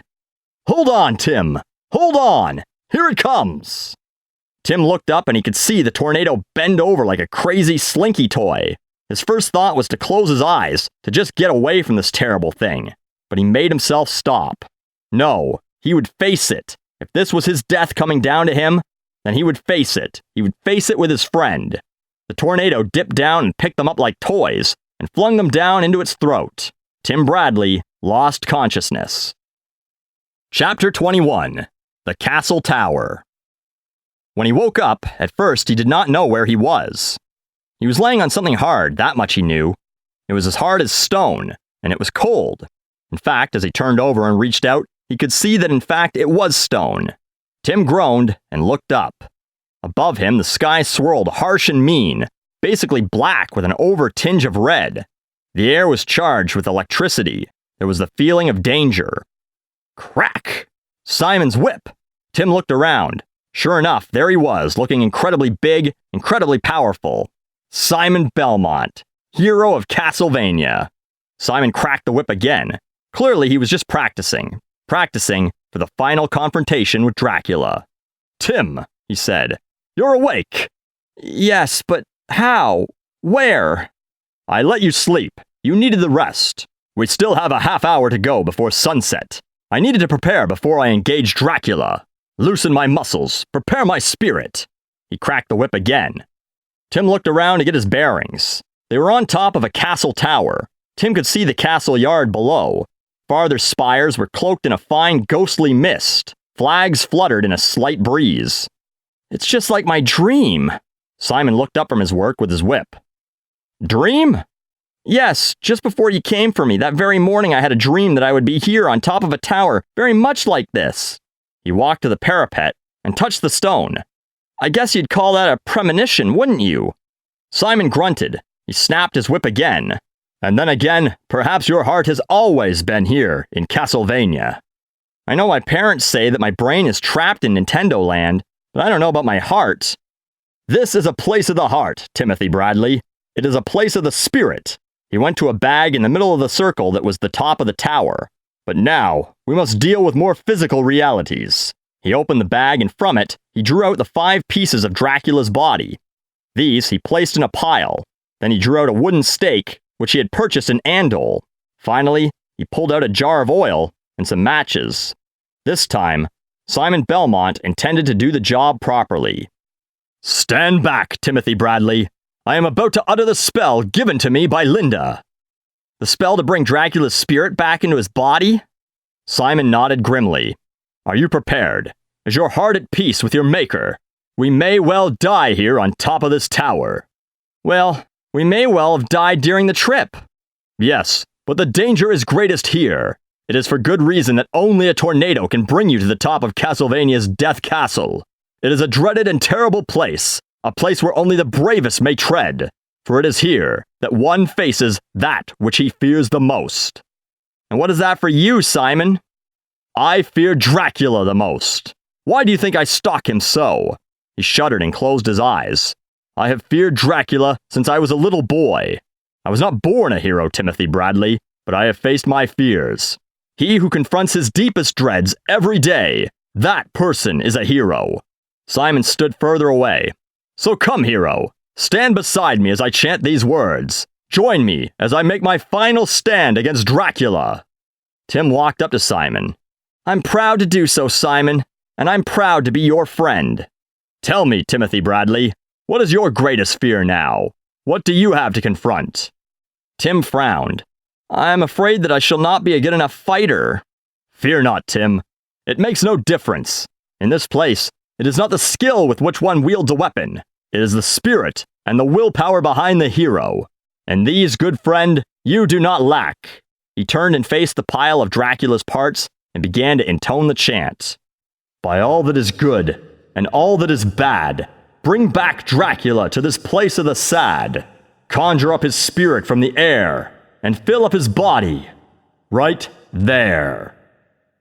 Simon flung his whip end over the body parts. The effect was immediate and astonishing. A bolt of lightning blasted down and struck the pile of Dracula's parts with a mighty explosion. White smoke billowed up around it like a shroud. When it cleared, there stood the evil Count himself. Dracula. But he was not cowering, nor did he look at all afraid, for he had his arm around a beautiful woman, holding her as a man might hold a shield. It was Linda Entwistle. Chapter 22. The Final Confrontation, Part 2. Although Tim had seen the face of Dracula before, he had never seen Dracula in his full physical glory, and the sight was imposing indeed. Somehow the parts of the Count had come together and woven themselves into a creature that fairly glowed with good health. Count Dracula stood well over 6 feet tall. He looked like a bodybuilder who used human blood as his after-workout cocktail. His eyes blazed red, and his cape shone with pure blackness. It was spread out behind him, like the wings of a bat. Tim found himself incapable of coming up with any jokes or puns. In the presence of Dracula, it was difficult to imagine a world with anything funny in it at all. Linda! Cried Simon. Linda, get away from him! She can't, said Dracula, eyes flaring. Dracula, said Simon, I have fought against you all my life. I have to finish that fight now. Oh dear, I was afraid you'd say that. Well then, I'm afraid that if you make even one little step towards me, then I'll have to end this young lady's life. And you wouldn't want that, would you? Simon lowered his whip. Simon, don't! Called Tim. All of Castlevania's at stake. Stake! That reminded Tim. The stake was still on the ground. If he could just pick it up. If he could just sneak around. I must surrender. There were tears in Simon's eyes. I cannot stand here and watch her die. I love you, Linda. I love you more than my own life. That's right, Simon. Do think of priorities, snarled Dracula. So then, do we make a deal? Or are negotiations still in order? While Dracula was busy speechifying, Tim was busy sneakifying. Without attracting the vampire's attention, the teenager stepped over to the stake, picked it up, and began to creep up on Dracula from behind. "There is nothing more to talk about," said Simon. "You must leave Castlevania." "What? Banished from my kingdom?" "No, simply leave." Dracula chuckled sourly. "Thanatos would boil me alive should I return to the dimension of monsters." "Go somewhere else, then." "What, Earth? I didn't fare very well there. Not well at all. That is why I came to Castlevania. It is much more hospitable here. Why should I leave?" "Because," said Tim, "you're such a jerk." And he ran with all his might toward Dracula. The Count turned and hissed, but the charge did catch him off guard, and he could not hang on to his captive. Linda Entwistle, long dress and tresses fluttering, broke away and ran. Tim pushed the stake towards Dracula's heart, but the vampire was too quick. He caught the wood in his powerful hand at the last moment, and he wrenched it away from the boy as easily as a diner might wield a toothpick. He tossed the stake over the side of the tower. "Pah! Foolish mortal! You think that a stake will stop me?" He advanced toward Tim, claws outstretched. Simon hurled his Morning Star. It snapped on Dracula's arm, and the Count flinched, but he did not stop his advance. He grabbed Tim Bradley by the front of his shirt, and he pulled him up so close that Tim could see the little grooves on the side of the vampire's fangs. "I will deal with you later, Belmont. First, though, I wish to pay back a smaller debt." Tim felt helpless in such a powerful grip, but Dracula held him in such a way that Tim could reach into his own back pocket. And he did just that, pulling out the little portable video game player that he'd snuck into school and promptly forgotten all about. "What is that?" snarled Dracula, a look of alarm in his eye. "Why, it's the latest thing from Earth, Dracula. Haven't you heard of it? A vampire zapper." "A vampire zapper," said Dracula. "Absurd." "Au contraire, Drac. This, you see, is my secret weapon. Prepare to be zapped." And Tim pressed the button. The machine made a terrible series of sounds, and Dracula nearly jumped out of his skin. In just a moment, he would see that the device was harmless, but the distraction was just enough to give Simon the time he needed. Thwack! Dracula gasped. He looked down. Where there had once been only his suit and a clean white shirt, there was now a wooden stake sticking out. "But," he gasped, "but I threw the stake away," said Dracula as he weaved dizzily back and forth. "I had an extra," said Simon. The hero tossed the oil onto the Count, and he lit a match. "Well," said Tim Bradley, "so much for Dracula. He certainly did pop off to his home dimension spectacularly, didn't he?" "Yes," said Linda Entwistle. She leaned into Simon Belmont's big chest, nuzzling, "and he didn't look very happy about it. But I'm certainly glad to be at home. Especially now that I've got this." She held up her hand. On her ring finger, in a setting of gold, was the very diamond that Simon had picked up along the way of the quest. "It will be nice to have a husband, especially a hero husband. But I suspect that husbands are much the same, hero or no hero." Simon looked a little puzzled, but happy. Tim could only laugh. They were sitting outside the inn now. It was a beautiful day. As soon as they had cast Dracula back to the dimension of monsters, all the clouds and the storm signs had blown away and the sun had come out, beautiful and golden. With the help of a little magic, the heroes and the heroine had returned to their hometown, where there was great fanfare and celebration to meet them. "I brought something for you, Tim," said Linda Entwistle. "Something from the dimension where I was imprisoned that they don't have here, but that I know you like." She pulled out a large bar of rich, brown milk chocolate. Tim could feel himself about to drool at the very sight of this piece of deliciousness. Boy, he wanted to just take it in his mouth and chew it up and let the wonderful gooey stuff slide down his throat and... Wait a minute. No, he didn't. Well, maybe he did. But now he realized that he had something far more wonderful than just a love for chocolate. He had control. He had a choice. "Thanks, Linda.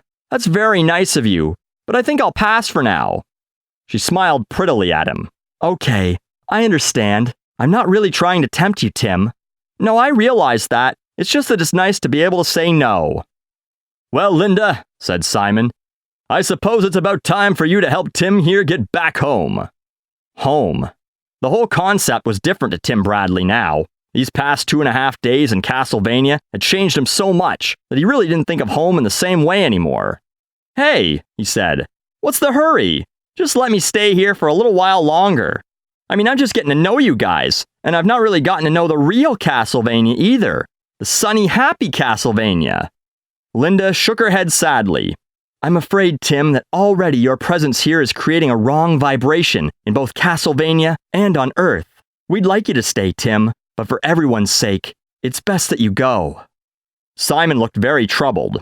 I shall miss you, Tim. You have been a good friend. Tim nodded. He'd missed the big guy too. They shook hands. Oh, one little matter, said Tim. As long as you seem to be able to shift dimensional time and space, I don't suppose you'd be willing to ship me back to some place other than that boys' room where you found me. There's this huge guy named Bert outside the door, waiting for me to come out. Linda Entwistle looked at Tim with less respect than Tim had hoped for. Now, Tim, you have faced far scarier things than your junior high school rival here in Castlevania. Yeah, but back there, that's reality. This has been reality too, Tim, said Simon seriously. I know, but this is your reality. Back there, that's my reality. And don't you think that your reality back there has changed from your experiences here? Tim thought about that. Yeah, I guess you're right. Still, I really don't want to face... We must all face our problems, even the small ones, said Linda Entwistle. If we don't, then we become our own problem. Okay. But will I ever be able to come back? In many ways, Timothy Bradley, said Simon Belmont. You will never leave. They solemnly shook hands. Linda Entwistle took something out of her pocket. It was the crystal that had helped them so many times during their trip. Now it held a dazzling collection of rainbows inside. Linda whispered some words. A door appeared. Through it, Tim Bradley could see his own world. Or rather, the tile walls of the boys' room of his junior high school. You will return just 2 seconds after you left, said Simon. Tim took a deep breath and headed for the door. Tim, said Simon, you really won't need the whip. Rats, said Tim. He took his weapons and handed them back to Simon. I guess you're right, though. I'm going to have to face Bert with my bare fists. Simon shook his head. Tim, I realize that we have experienced much violence here in Castlevania, but that was a sad necessity. From what I can tell, back in your homeworld, there is far too much violence. Perhaps you should try and deal with your rival in a different way. And you will be none the less a man for it, promised Linda. Tim sighed. You're right. He gave Simon another handshake, and he gave Linda a hug, and then he turned to the door between the dimensions. Oh well, said Tim Bradley. At least he's not Dracula. They are all Draculas, said Simon Belmont. But they can all be bested, Tim. Remember that, and stay true to what you have learned in Castlevania. Tim Bradley smiled, took a deep breath, and stepped back into his own world. Castlevania had been pretty rough, true, but there really was nothing scarier or more challenging than junior high school. This has been Worlds of Power, book number 4, Castlevania II: Simon's Quest. Book created by FX9, written by Christopher Howell, a Seth Godin production. This book and audiobook is not authorized, sponsored, or endorsed by Nintendo of America Incorporated.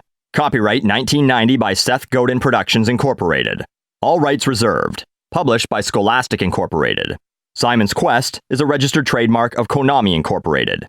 Konami is a registered trademark of Konami Industry Corporation Limited. Worlds of Power is a trademark of Scholastic Incorporated. For the sake of completeness, I thought I'd share the bonus stuff with you in this book. There were game hints, as well as some recommendations at the end. We'll go through the game hints first. These appeared at the end of certain chapters. Just for the sake of time, I'm not going to say which chapter each one appeared at the end of. I'm just going to list all the game hints. There's a secret path at Yuba Lake. Take the top path in the Veros Woods to get to Berkeley Mansion. To get to the last 2 mansions, bring the red crystal to Deborah Cliff and ride the tornado. When you get to Algiba, buy garlic and laurels. You'll have to go through the floor to buy garlic. To get to the second mansion, you need the blue crystal. Go to Dabby's Path and break through the wall to get the sacred flame. Look for a secret compartment in the basement of the Mansion of Lauber. You must kill Thanatos. Don't leave the room when you're in the middle of the fight, or you'll just have to start over. As you walk through mansions, throw holy water on the floor to find pitfalls. And here were the recommendations in the back. Dear reader, I hope you liked reading Castlevania II: Simon's Quest. Here's a list of some other books that I thought you might like. The Black Cauldron by Lloyd Alexander. Bunnicula by Deborah and James Howe. Dr. Jekyll and Mr. Hyde by Robert Louis Stevenson. 8 Tales of Terror by Edgar Allan Poe. The Eyes of the Dragon by Stephen King. And The Hobbit by J.R.R. Tolkien. You can find these books at your local library or bookstore. Ask your teacher or librarian for other books you might enjoy. Best wishes, FX9. Also, on the very last page of the book, there's an ad to enter the Worlds of Power giveaway to win a Nintendo Game Boy compact video game system. 10 grand prize winners were given a Nintendo Game Boy compact video game system, and the second prize was a cool video game carrying case.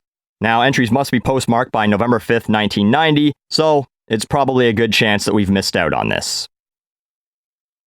Some final thoughts and notes. I did make a couple changes in my audiobook reading. There was a few spelling mistakes or just grammatical errors that I've touched up. In, I believe it was chapter 9, there's a part in the book where it says that Tim handed Simon the whip, but clearly Simon is meant to hand Tim the whip, as Simon has them at that time.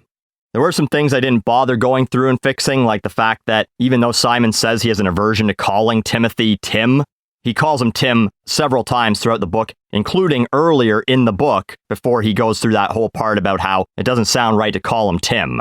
As I mentioned in my intro, they were books written for tweens, and they were based on 80s video games that didn't have a whole ton of plot to begin with, right? I would imagine that Simon's Quest was probably one of the more plot-heavy ones, but even still, right, it's just Simon has to go from mansion to mansion to get all of Dracula's parts, put them back together, and then fight Dracula at the end. Not a whole lot of narrative going on in there. That, and you have to understand how the video game industry worked back then, with licensing and things like that. I can only imagine that Konami was just happy to receive a paycheck for something. They probably didn't have a whole lot of editorial process involved in this. They were just like, yeah, sure, whatever, you can use the Simon's Quest name, just give us our money.